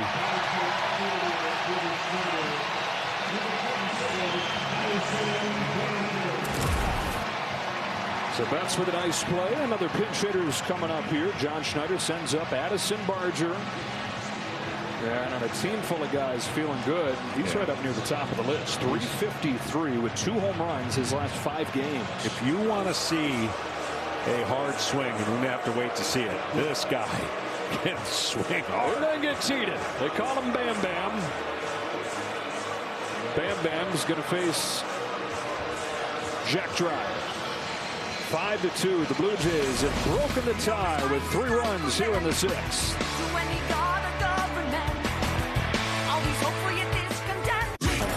It's actually Anthony Banda in for the Dodgers to face the pinch hitter Barger.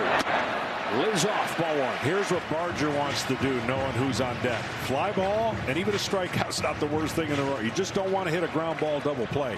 And he knows that. He's going to try to lift the ball and keep it off the ground so he can at least guarantee Guerrero up. Fouls off that high fastball. Down to Tom Verducci. Dodgers, as you know, Joe, the top swing and miss team in the National League this year. This inning alone, 15 pitches thrown with 2 strikes, no swings and misses, all runners reach base. Barger ahead 2-1. The bullpen depth lacking for the Dodgers. And they go to Sheehan, who hadn't pitched since the division series. Gave up a run in all 3 games that he pitched in the division series. Comes in here, struggles. Barger sends a towering drive. Right center field. Kiss it goodbye.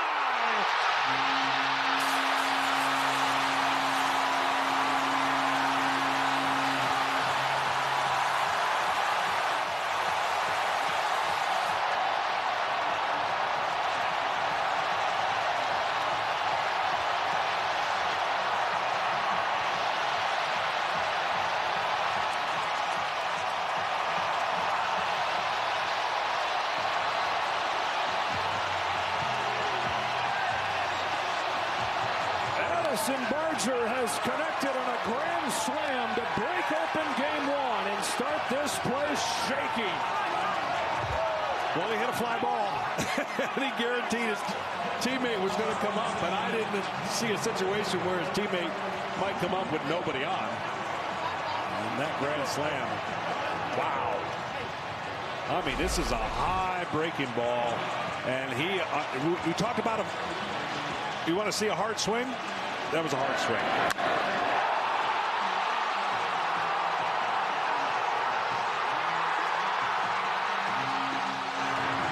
Guy that he pinch hit for. Right. And if you're unfamiliar with the Blue Jays, just learning about them today, just watch this 6th inning. Watch the bottom of the order set the table.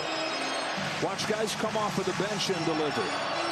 Watch pesky 2-strike hitting, and then watch power hitting. It's all rolled in together. It is the Blue Jays who have put 9 runs on a Dodger staff that gave up 4 in the entire championship series.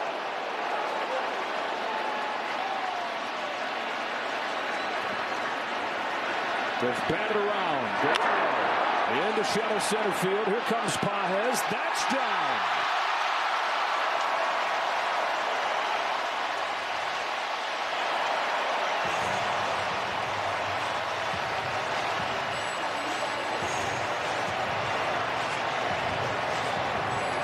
We saw a little bit of this against the Yankees, their ability to explode and get the crooked number. One swing got a crooked number in the 4 spot. This obviously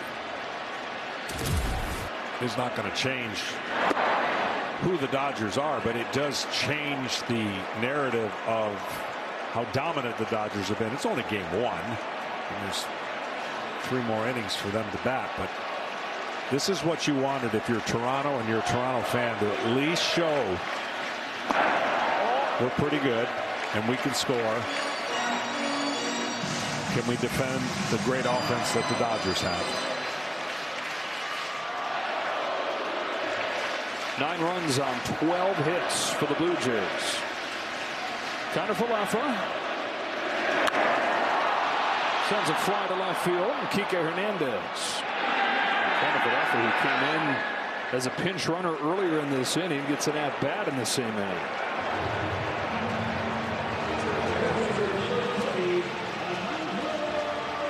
And now it's Kirk, who had a single, it seems like forever ago.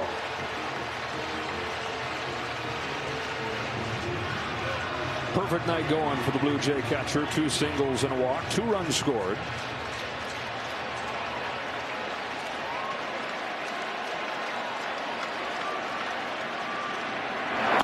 The Blue Jays have as many hits as they have swings and misses. Yeah, it's incredible. This guy fits the mold so well, though. You know, underrated, maybe undersized. And there's your first pinch hit grand slam in World Series history. Wow. Here's a high drive off of the bat of Kirk, sailing back there to center. Does it have enough? You bet. Double digits for the Jays in game 1. What a statement from Toronto.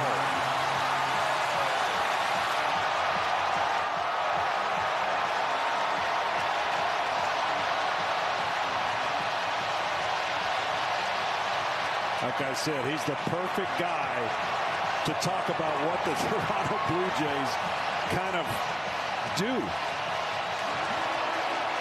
You walk off the bus, you go, ah. He's like,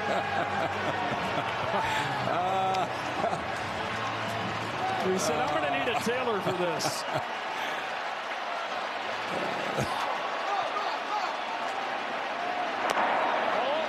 A 9 spot. I don't remember too many 9 spots in a World Series, I can tell you that.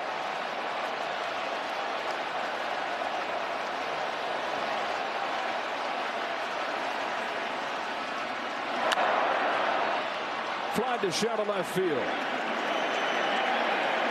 I mean, this is mind-blowing right here. A Dodger pitching staff that gave up 4 runs in 4 games gives up 9 runs in 1 inning. Addison Barger has his place in history with a pinch hit grand slam in the Fall Classic. They've been waiting 32 years for this. Oh my gosh, they're saying tears are flowing in game 1 in Toronto. We're back after a local word from your local Fox station. No one knows what it's like to be the bad man. As Braden Fisher comes in, faces Tommy Edman, misses in with his first pitch. A 9-run bottom of the 6th for the Blue Jays. That's the 3rd most runs in an inning in World Series history. Tigers did it in 1968. They had 10. And in 1929, in the greatest comeback in postseason history, Connie Max A's scored 10 runs in the bottom of the 8th inning to win a game against the Cubs, 10-8. 3-0 on Tommy Edman. Well, with all the pinch hitting and pinch running, some defensive changes for you. Lucas and Barger, the new corner outfielders, and Canada.Trey is in at second for Bichette. That was not a good 2-0 pitch with a 9.9-run lead. To throw a 2-0 breaking ball. How about a 4-pitch walk? Yeah, that's not going to get your manager in a good mood because there's no reason for that. T-Mobile, the best network in the game, is now the best network in America.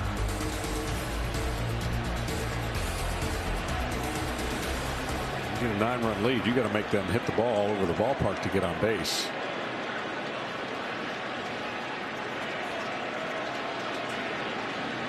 Perez, who's 0 for 2. Braden Fisher, former Dodger minor leaguer. All the fathers and sons here in Toronto. They also had Kevin Biggio, who was traded to the Dodgers, and the return in that trade was Braden Fisher. 7-0 as a rookie this year.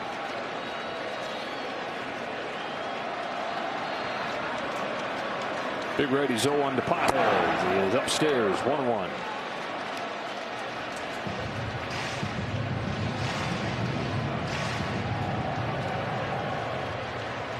The 9-run lead also really for both sides at this point helps you go to the underbelly of your bullpen.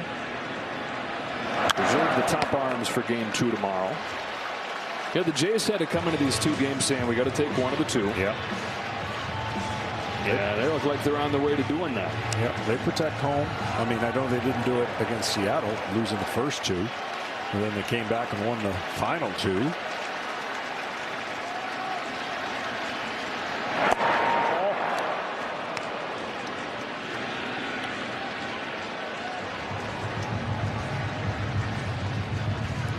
'94 wins this year, first division title in a decade. Getting to the postseason was only part of it, though. They've done that. They just haven't won in the postseason anytime recently. Strike 3 on Pages.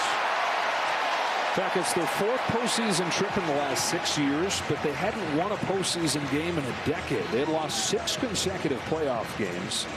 Wild card round sweeps, 3 straight trips. Chris Bassett getting ready. So the first thing was just getting that monkey off of the back, winning 1. Bullied the Yankees in the division series. 7 games over the Mariners and a blowout to this point in game 1 of the World Series against Ohtani and the Dodgers. Shohei in this game 0 for 3 and has struck out twice.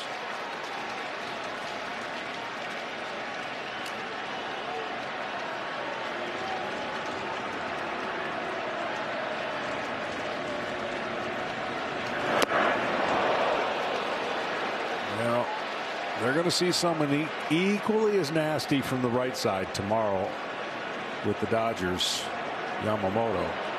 So what they did to Snell, they're going to try to do to the great righty.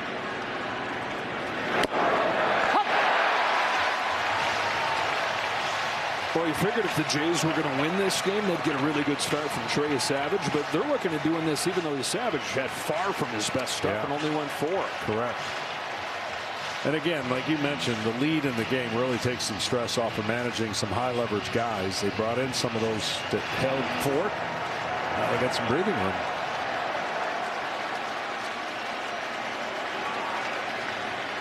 Fisher to Ohtani with a 1-2.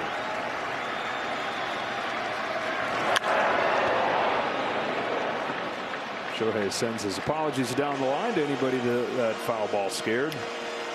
Really got to be careful with the amount of breaking balls that he's showing Ohtani in the middle of the zone. It cannot stay there. It's got to go to the back foot and down. Left it there, hit in the air to right field. Back it goes. It is gone. Yeah. Sky scraping home run from Shohei Ohtani. Left it over the plate, and Ohtani didn't miss. Just can't do that to a great hitter. That's the fastest run around the bases I've ever seen. Right on the heels of Tommy Edman. 4th home run the last 2 games for Ohtani, and it's 11-4. But just see it coming, and it rolled right there perfectly for him, and that swing has been done a lot this year. Is that over 60 now? That is 61. Okay. Well, now it's a 7-run lead. And we talk about easy decisions for John Schneider in the bullpen. Probably doesn't have to get a whole lot closer before that shifts the strategy. Although even seeing Chris Bassett, that's a guy wouldn't you put in the bucket of higher leverage, even though it's only been a couple times? Or is he still yes, yes and no, just because of the lack of times he's been out there. And this would be a good chance to get him in there. And then you can use him as the series goes longer. If it does, you can use him in the back end and just feel more comfortable with his reps. Still a good chance to kind of validate what you've seen so far. converted starter. It was awesome in Game 7 out of the pen. That's one around, 2 out. There's the difference. You got to get that breaking ball down below the zone. When you show these great hitters the same pitch over and over and over again, if you don't make this kind of pitch right here, success rate's not very good.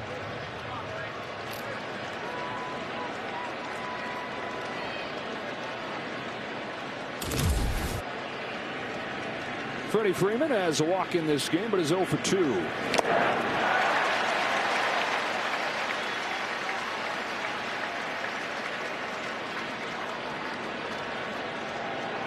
Pitching staff that have been untouchable breaks in a big way in this game, and an offense that has not really clicked. Still had. Look at the home run from Ohtani on a meatball. But this offense has averaged just over 3 runs per game since the start of the division series.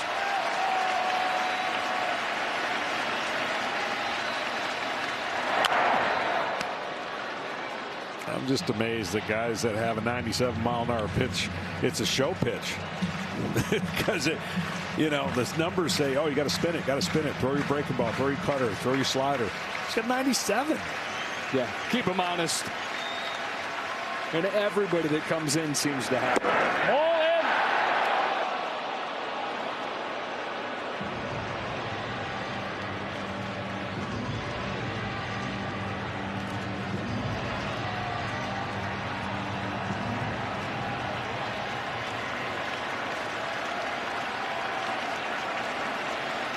One to Freeman. Climbs the ladder to get to that. In right center field, Barger to finish off the top of the 7th. Ohtani goes deep, but the Jays still with a bunch of breathing room as we stretch. It's the dog park with all the dogs there. By T-Mobile, now the best network in America. And by Progressive. Progressive is helping veterans drive their lives forward with its Keys to Progress program. You want to go up there tomorrow? Not really. Not a big heights guy. Ernie Clement takes a strike from Justin Robleski. Robleski makes his postseason debut here. Alex Vesia, who is a key piece of the Dodger bullpen, certainly the top left-hander down there, is away from the team for this World Series for a personal family matter. And so Robleski gets his shot. Ernie Clement having done it again. 2 more hits today. His average for the postseason up near 500.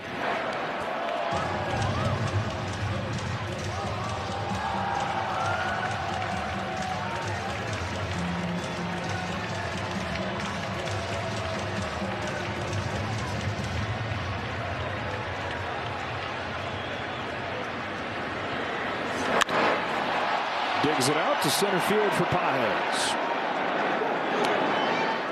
One away in the 7th, and time for Fox Foresight powered by Google Cloud. 8 different guys have a base hit in this game for the Blue Jays, and Google Cloud has given them 26% chance to make it 9. All 9 guys in Game 7 of the championship series get a base hit. And Google Cloud powers these insights built with Gemini. So you're saying this guy would be 9? He would. I was looking through trying to figure out who that may be. Lucas doesn't have a hit. He's pinch hitting for Miles Straw. He didn't have a hit. Schneider didn't have a hit. He's out. So this is the guy. This has got to be the guy. IKF. Bouncing ball to third. He's got good wheels. Close play, but once he gets him.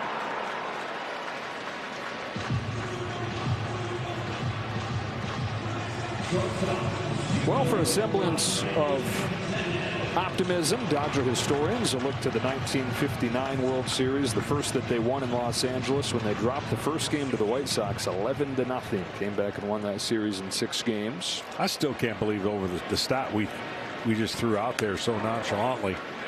It's still 1-11 on the road in game 1 of the World Series, and it took Sandy Koufax to get him the 1 win. That doesn't even seem possible. You know, the fact that this series begins here in Toronto is only because of a game on a Sunday afternoon in August. These teams met up Dodgers won the first 2 games. Blue Jays came back to win it late. 94 wins to the Dodgers 93. That seemingly meaningless Sunday afternoon ball game decided home field advantage in this World Series. 3-1 on Jimenez. Hopefully we'll get to see Sandy Koufax maybe in one of the games. Go back west. 3, 4, and 5 will be in LA. Oh, Rick. That was so close. Rick. Flashing back to 1963 and those Yankees loaded lineups. Koufax and Drysdale and Padres shut him down in a 4-game sweep. And watch this ending. Watch this. Oh, shucks. Okay. Game over. Oh, we didn't see the rest of it. This is what I do. Just going to walk off. Koufax won Game 4 as well. And that 63 Fall Classic. Prior to the championship series sweep over the Brewers, that was the only sweep of a 7-game series in Dodger franchise history.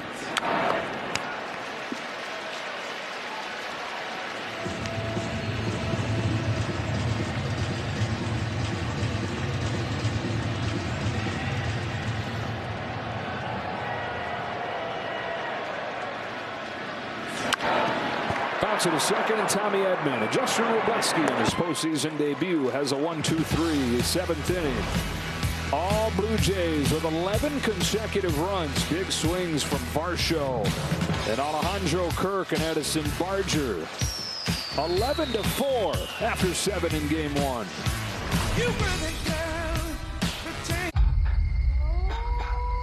Can't take this feeling like I'm on so high. I've got no doubt. This life ain't got no ceiling like you can stop this. Find your postseason game day fit now at MLBshop.com. 36-year-old Chris Bassett, who missed the last couple weeks with a back injury, is a staple to the starting rotation, but has worked out a pen in these playoffs and was pretty darn impressive with a scoreless 8th inning in Game 7 the other night. Arms, legs, change of velocity, change, spin. He does it all. And he just wants to mess up the timing. There's the slow breaking ball, and he'll throw one even slower. More pitches 75 and below than anybody in baseball. As a guy that his manager John Schneider says does weird well. Weird works.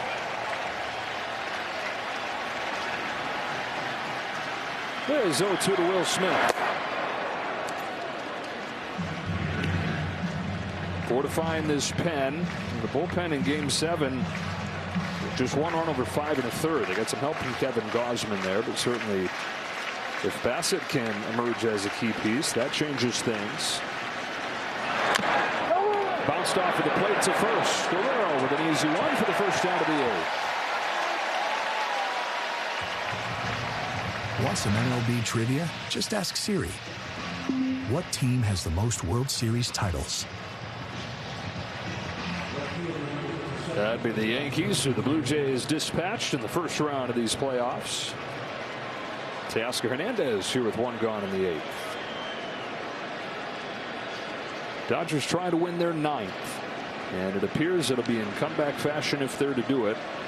Jays looking for their first since their back-to-back titles in 1992 and 93.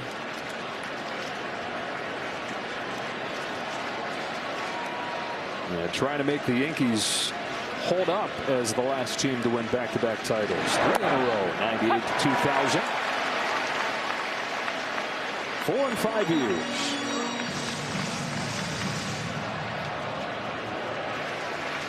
I won't go any farther than that. We started it for them. 1-2 on Teoscar Hernandez.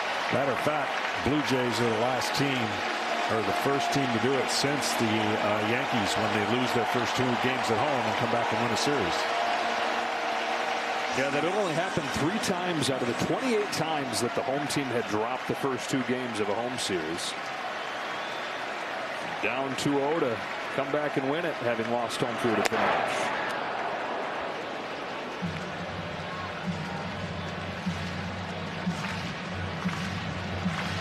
Chris Bassett out of a small town in Ohio.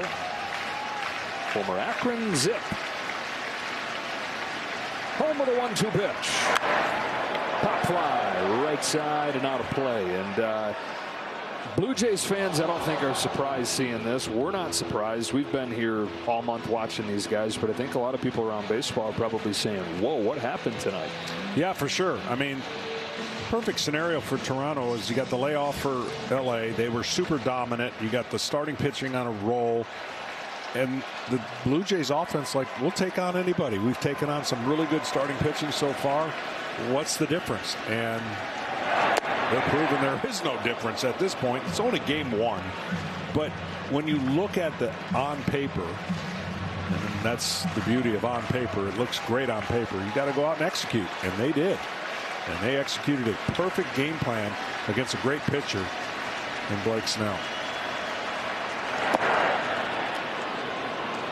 They've got their ace going tomorrow, Kevin Gausman, who, why didn't he start game 1? Well, the relief appearance that he made in game 7 on Monday, he said he was still feeling the effects of that. Wanted to get that extra day in. So Gausman in game 2 and Yamamoto on the other side. Before the series shifts to LA. Game 3 will be Monday there.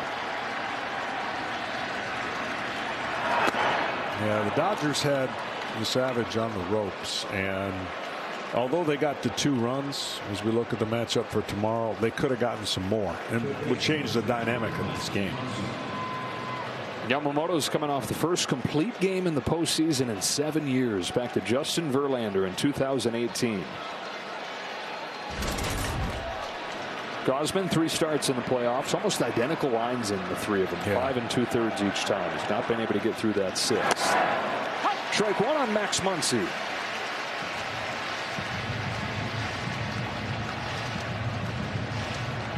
I don't even know why they have seats in the lower bowl, because absolutely nobody sits on the what I've seen. This is the #1 home field advantage in the majors this year. They're 54 and 27 at home. I've told a few people Monday night on that Springer home run is the loudest building I've ever been. Yeah, I agree. You pitched here in the World Series. I thought the Minneapolis Dome was the loudest I'd ever heard at that time in 1991, of course, game 7, but this one kind of trumped it. I mean, this was even louder? Oh, yeah. 92? Oh, yeah. Now, a little different point of view from where I'm hearing the noise. That's true. In the booth versus on the field. That series ended. This is the anniversary of that, with you as the pinch runner at third base. Yeah, in 1992. I was at third base with 2 outs, and Otis Nixon was at the plate, and I was as scared as you've ever been because our third base coach said you got to beat the throw to home because he's going to bunt off of Timlin. Well, he bunted, but he never got the throw to home. It was the throw to first, and tough way to end another one of our postseasons, but Blue Jays went on to have a historic ending the following year, the next year. Louis Varland's up in that Jays pen as a 2-2 comes home from Bassett to Muncy. Yeah, and swinging at that lifting curve. Here it is. Oh, boy. Man, you look fast. I'm nervous now. Did you run so fast, though? Oh, I was flying. I was prepared to run him over. Come on, Joe. You did that the next year, too. Yeah, that's right. Touched them all. That was the last World Series game played here. Game 6, 32 years ago. Kike Hernandez with 2 gone in this 8th inning. I know you've been communicating with Joe. He seems invested in this Blue Jays run. Oh, he is. He talks about putting the ball in play and well, look what you can do when you put the ball in play. And, you know, that's not the model for baseball over this course of the season. It's more swing and miss, homers and homers and homers. Well, they do both without the swing and miss. And that's why they're here. Joe is a part of those Whamco lineups. White, Alomar, Molitor, Carter, Olerud.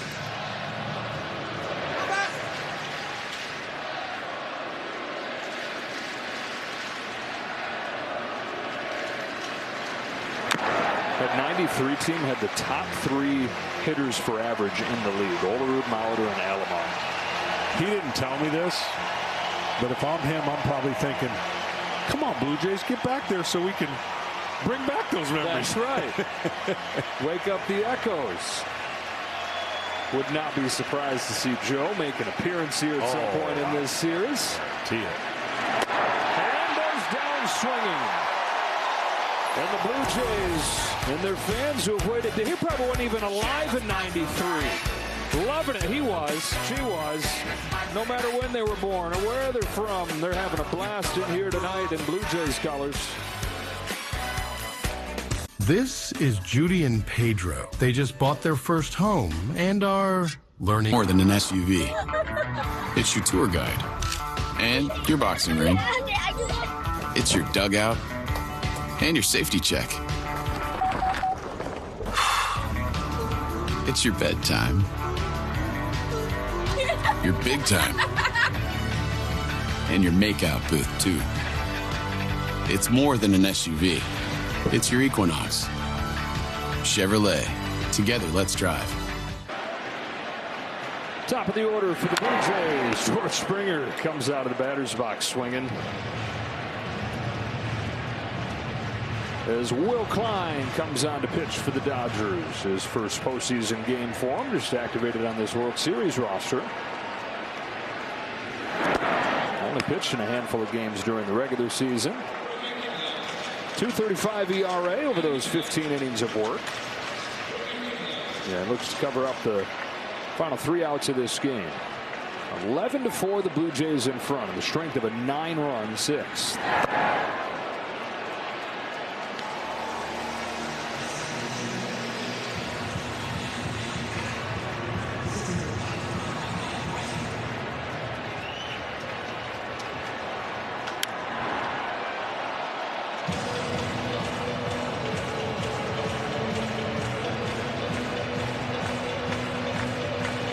Only 4 home runs in all the postseason games the Dodgers played, given up.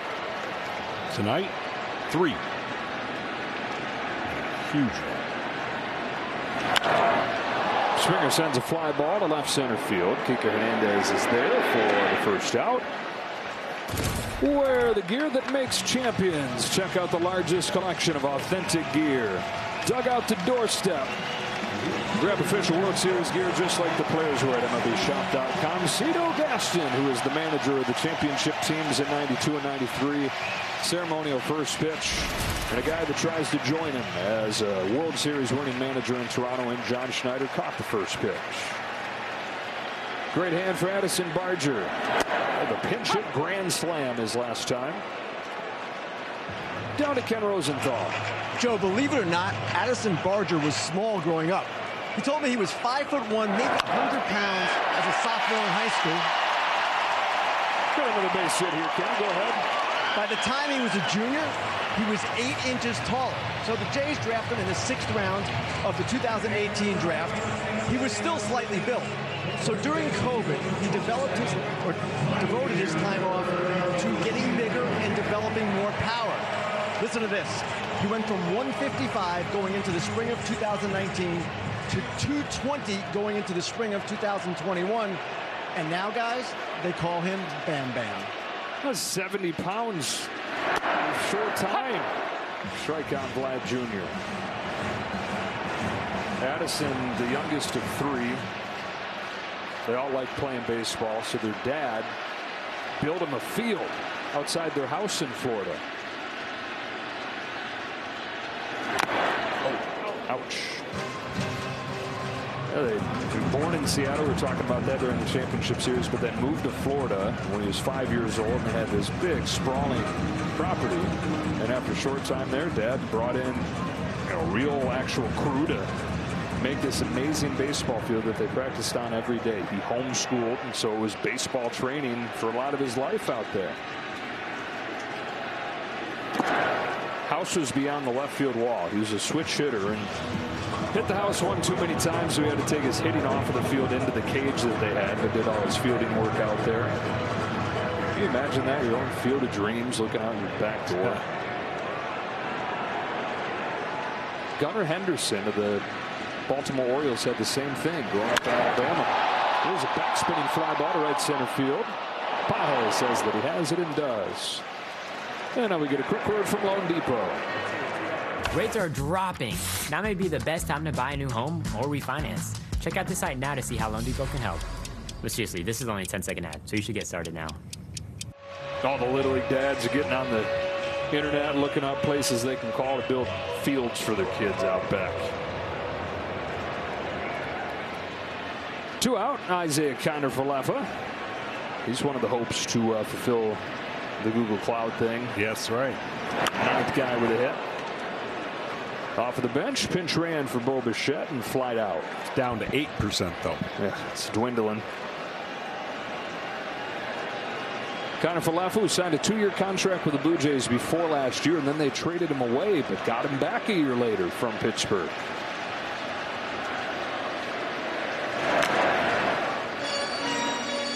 Your team, your players, baseball your way.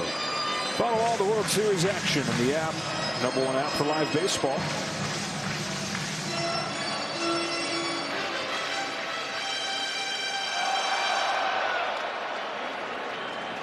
Talk about the bottom of the order getting things started today. It was the bottom of the order that set up Springer's home run in Game 7. Kiner-Falefa had a single in that inning. Blooper, left center. Hernandez is there. And that does it for the Jays in the 8th.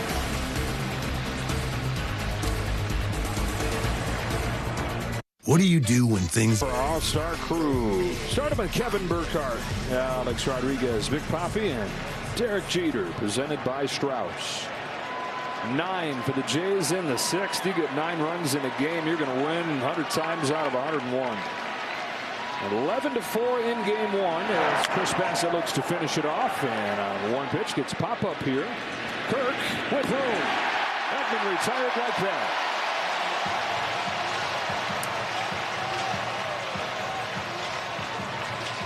I said Bassett, it's actually Eric Lauer that is coming to the game for the Blue Jays. Left-hander, another guy that was a starter for a good chunk of the regular season. And one of the few left-handed options they have down there. Pretty good record there, 9-2.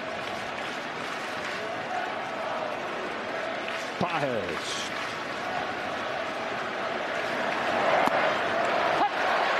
Magic number 5 is typically what you hear about the Toronto Blue Jays. You get to 5, I think they only have 4 losses on the year. They got to 11. Coming into this postseason, they had 4 double-digit scoring efforts in their postseason history. This is the 4th time in their 12 games this October that they've scored double digits.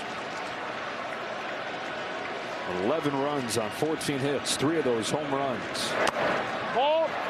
Ball 2 on Pajes. This game started similar to the Game 1 against the Seattle Mariners, where they looked a little rusty early, hadn't scored any runs, and didn't score many at all in that game against the Mariners. In fact, the first 2 games did not. Pajes into right, hangs up for Barger. 2 gone in the 9th. But then they got it going on the road, and when they get it going, they can go.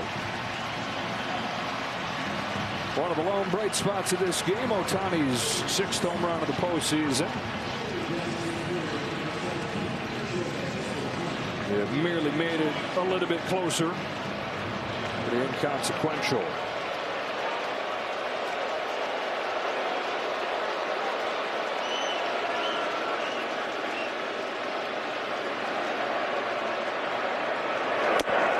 As the series goes on, but part of the reason for the boost for Ohtani is that they were pretty sure they were getting him. Oh, yeah. And down to these 2. Flowers 0-1. Ohtani takes the ball.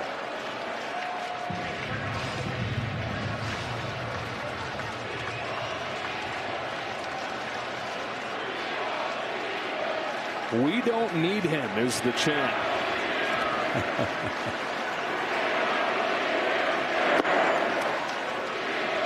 What's interesting is the offer was right around what the Dodgers made, $700 million.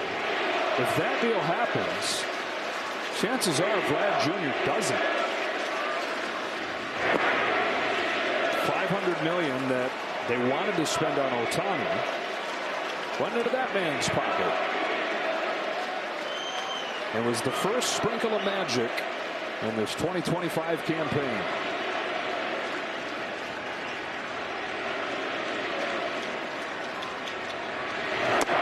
Walk for Ohtani.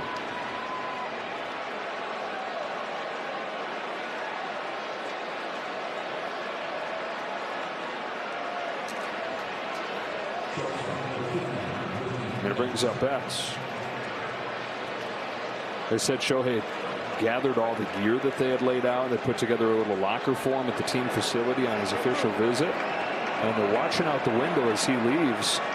And his dog's got the Blue Jays dog jacket on. He's got a bag full of Jays stuff, a hat, and a jersey. And we're thinking, oh my gosh, he really dug it.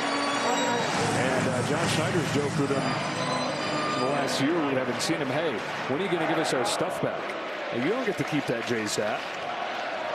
Painting was a gift. I'm taking it with me. Oh, it's close to a pickoff.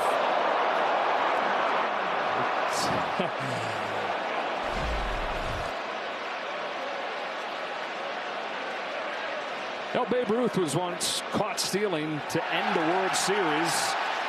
In the modern day version,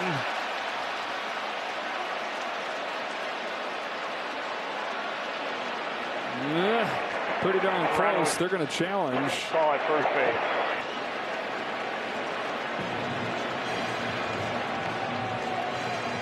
This one would be a little more forgivable than Babe getting caught stealing second. Game 7. Replay review presented by Zoom.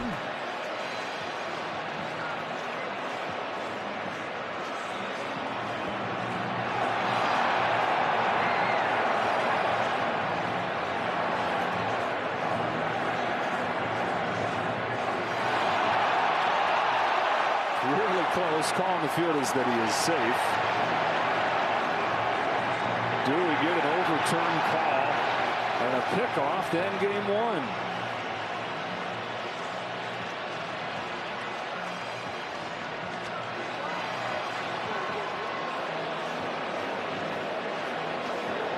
Why not, says John Schneider. He took our hat. We're going to try to take the game. Game 4 of the World Series in 2013. Colton Wall was picked off. And Ohtani will not join that reel. He's safe.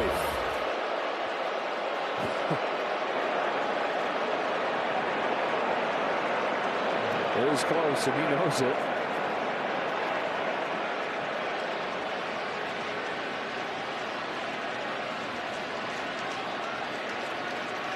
It was just a good move. He wasn't trying to do anything. Matter of fact, he kind of stepped back and thought he was going home, and then came to first.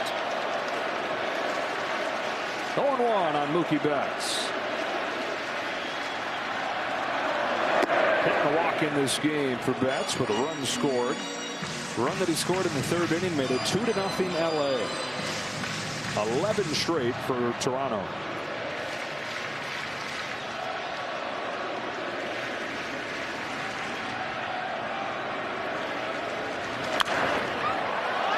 One and 2.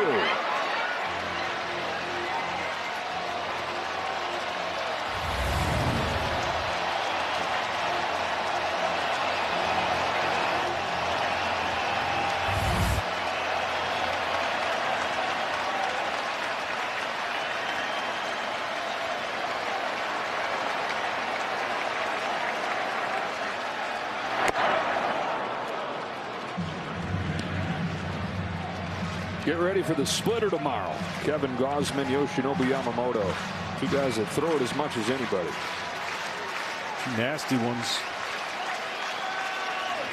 Pitch of the playoffs.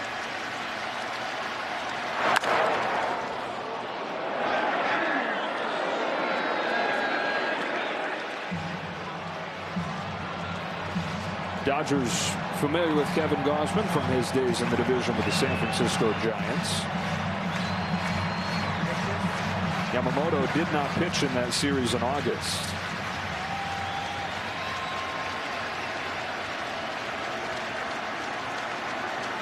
Two to Betts.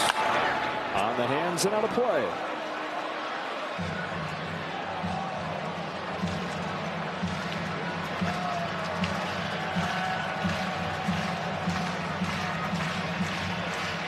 Only 4 innings from Trey Yesavage in this game. Grinded through it, held him to 2 runs. Fluharty, Dominguez, Fisher, Bassett, Lauer to finish it. Statement made by the Jays in game 1. They pull 11 on this dominant pitching staff.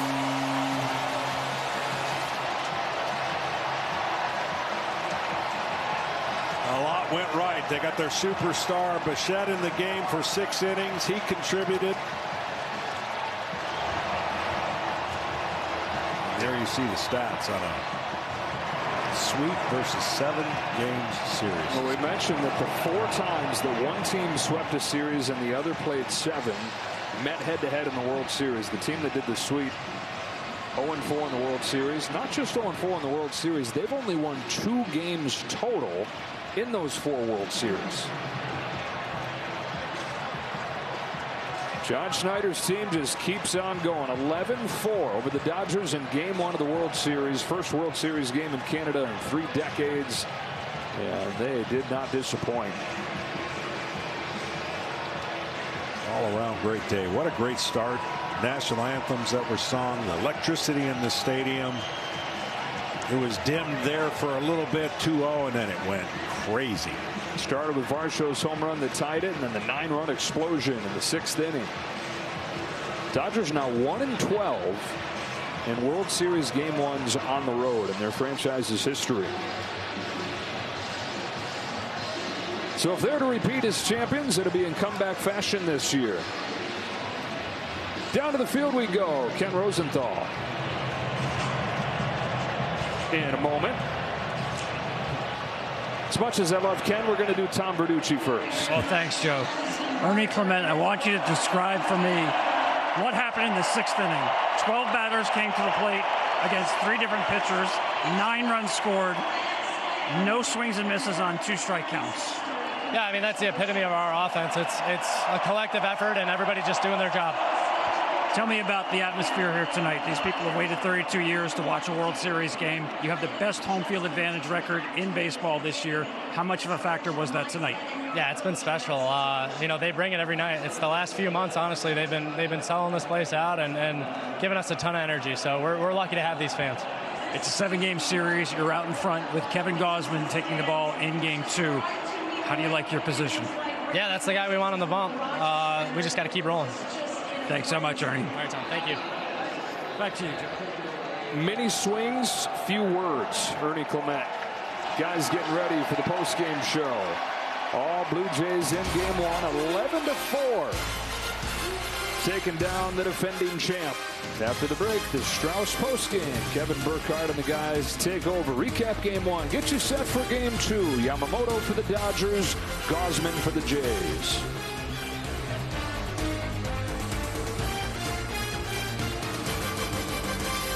One goes to the Blue Jays. An explosion, a 9-run 6th inning. And these fans waited 32 years to be back in the World Series, and boy, was it worth the wait.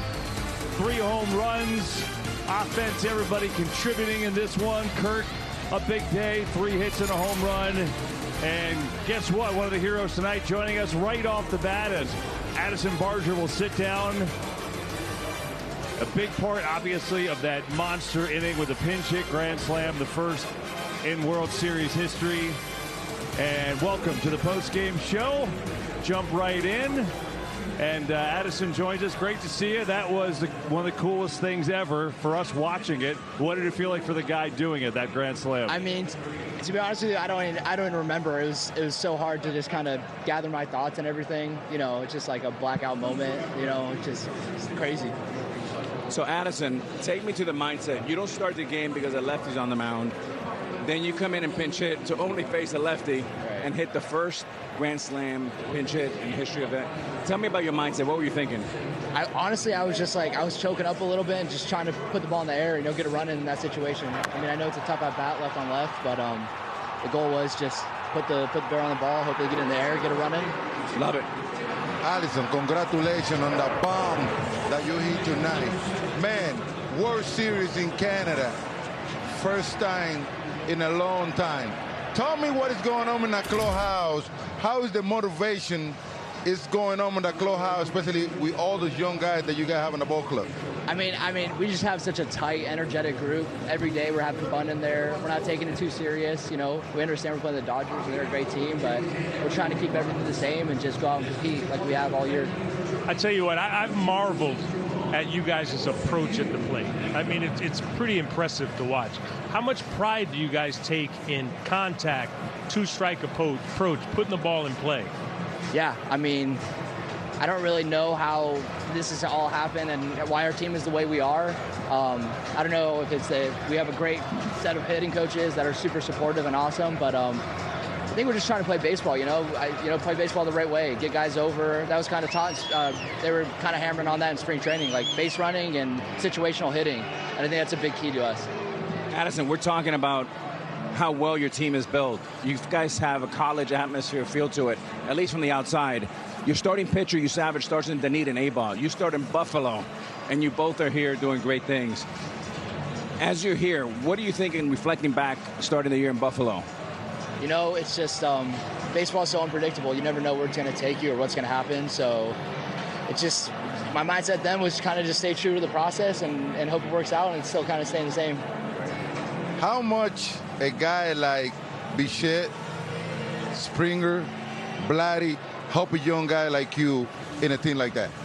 Yeah, I mean, they're the leaders of the team. They help all the young guys, not just myself. But, if you need to talk about anything, they're pretty much always there for you. And we know they have our backs no matter what. And I really appreciate them.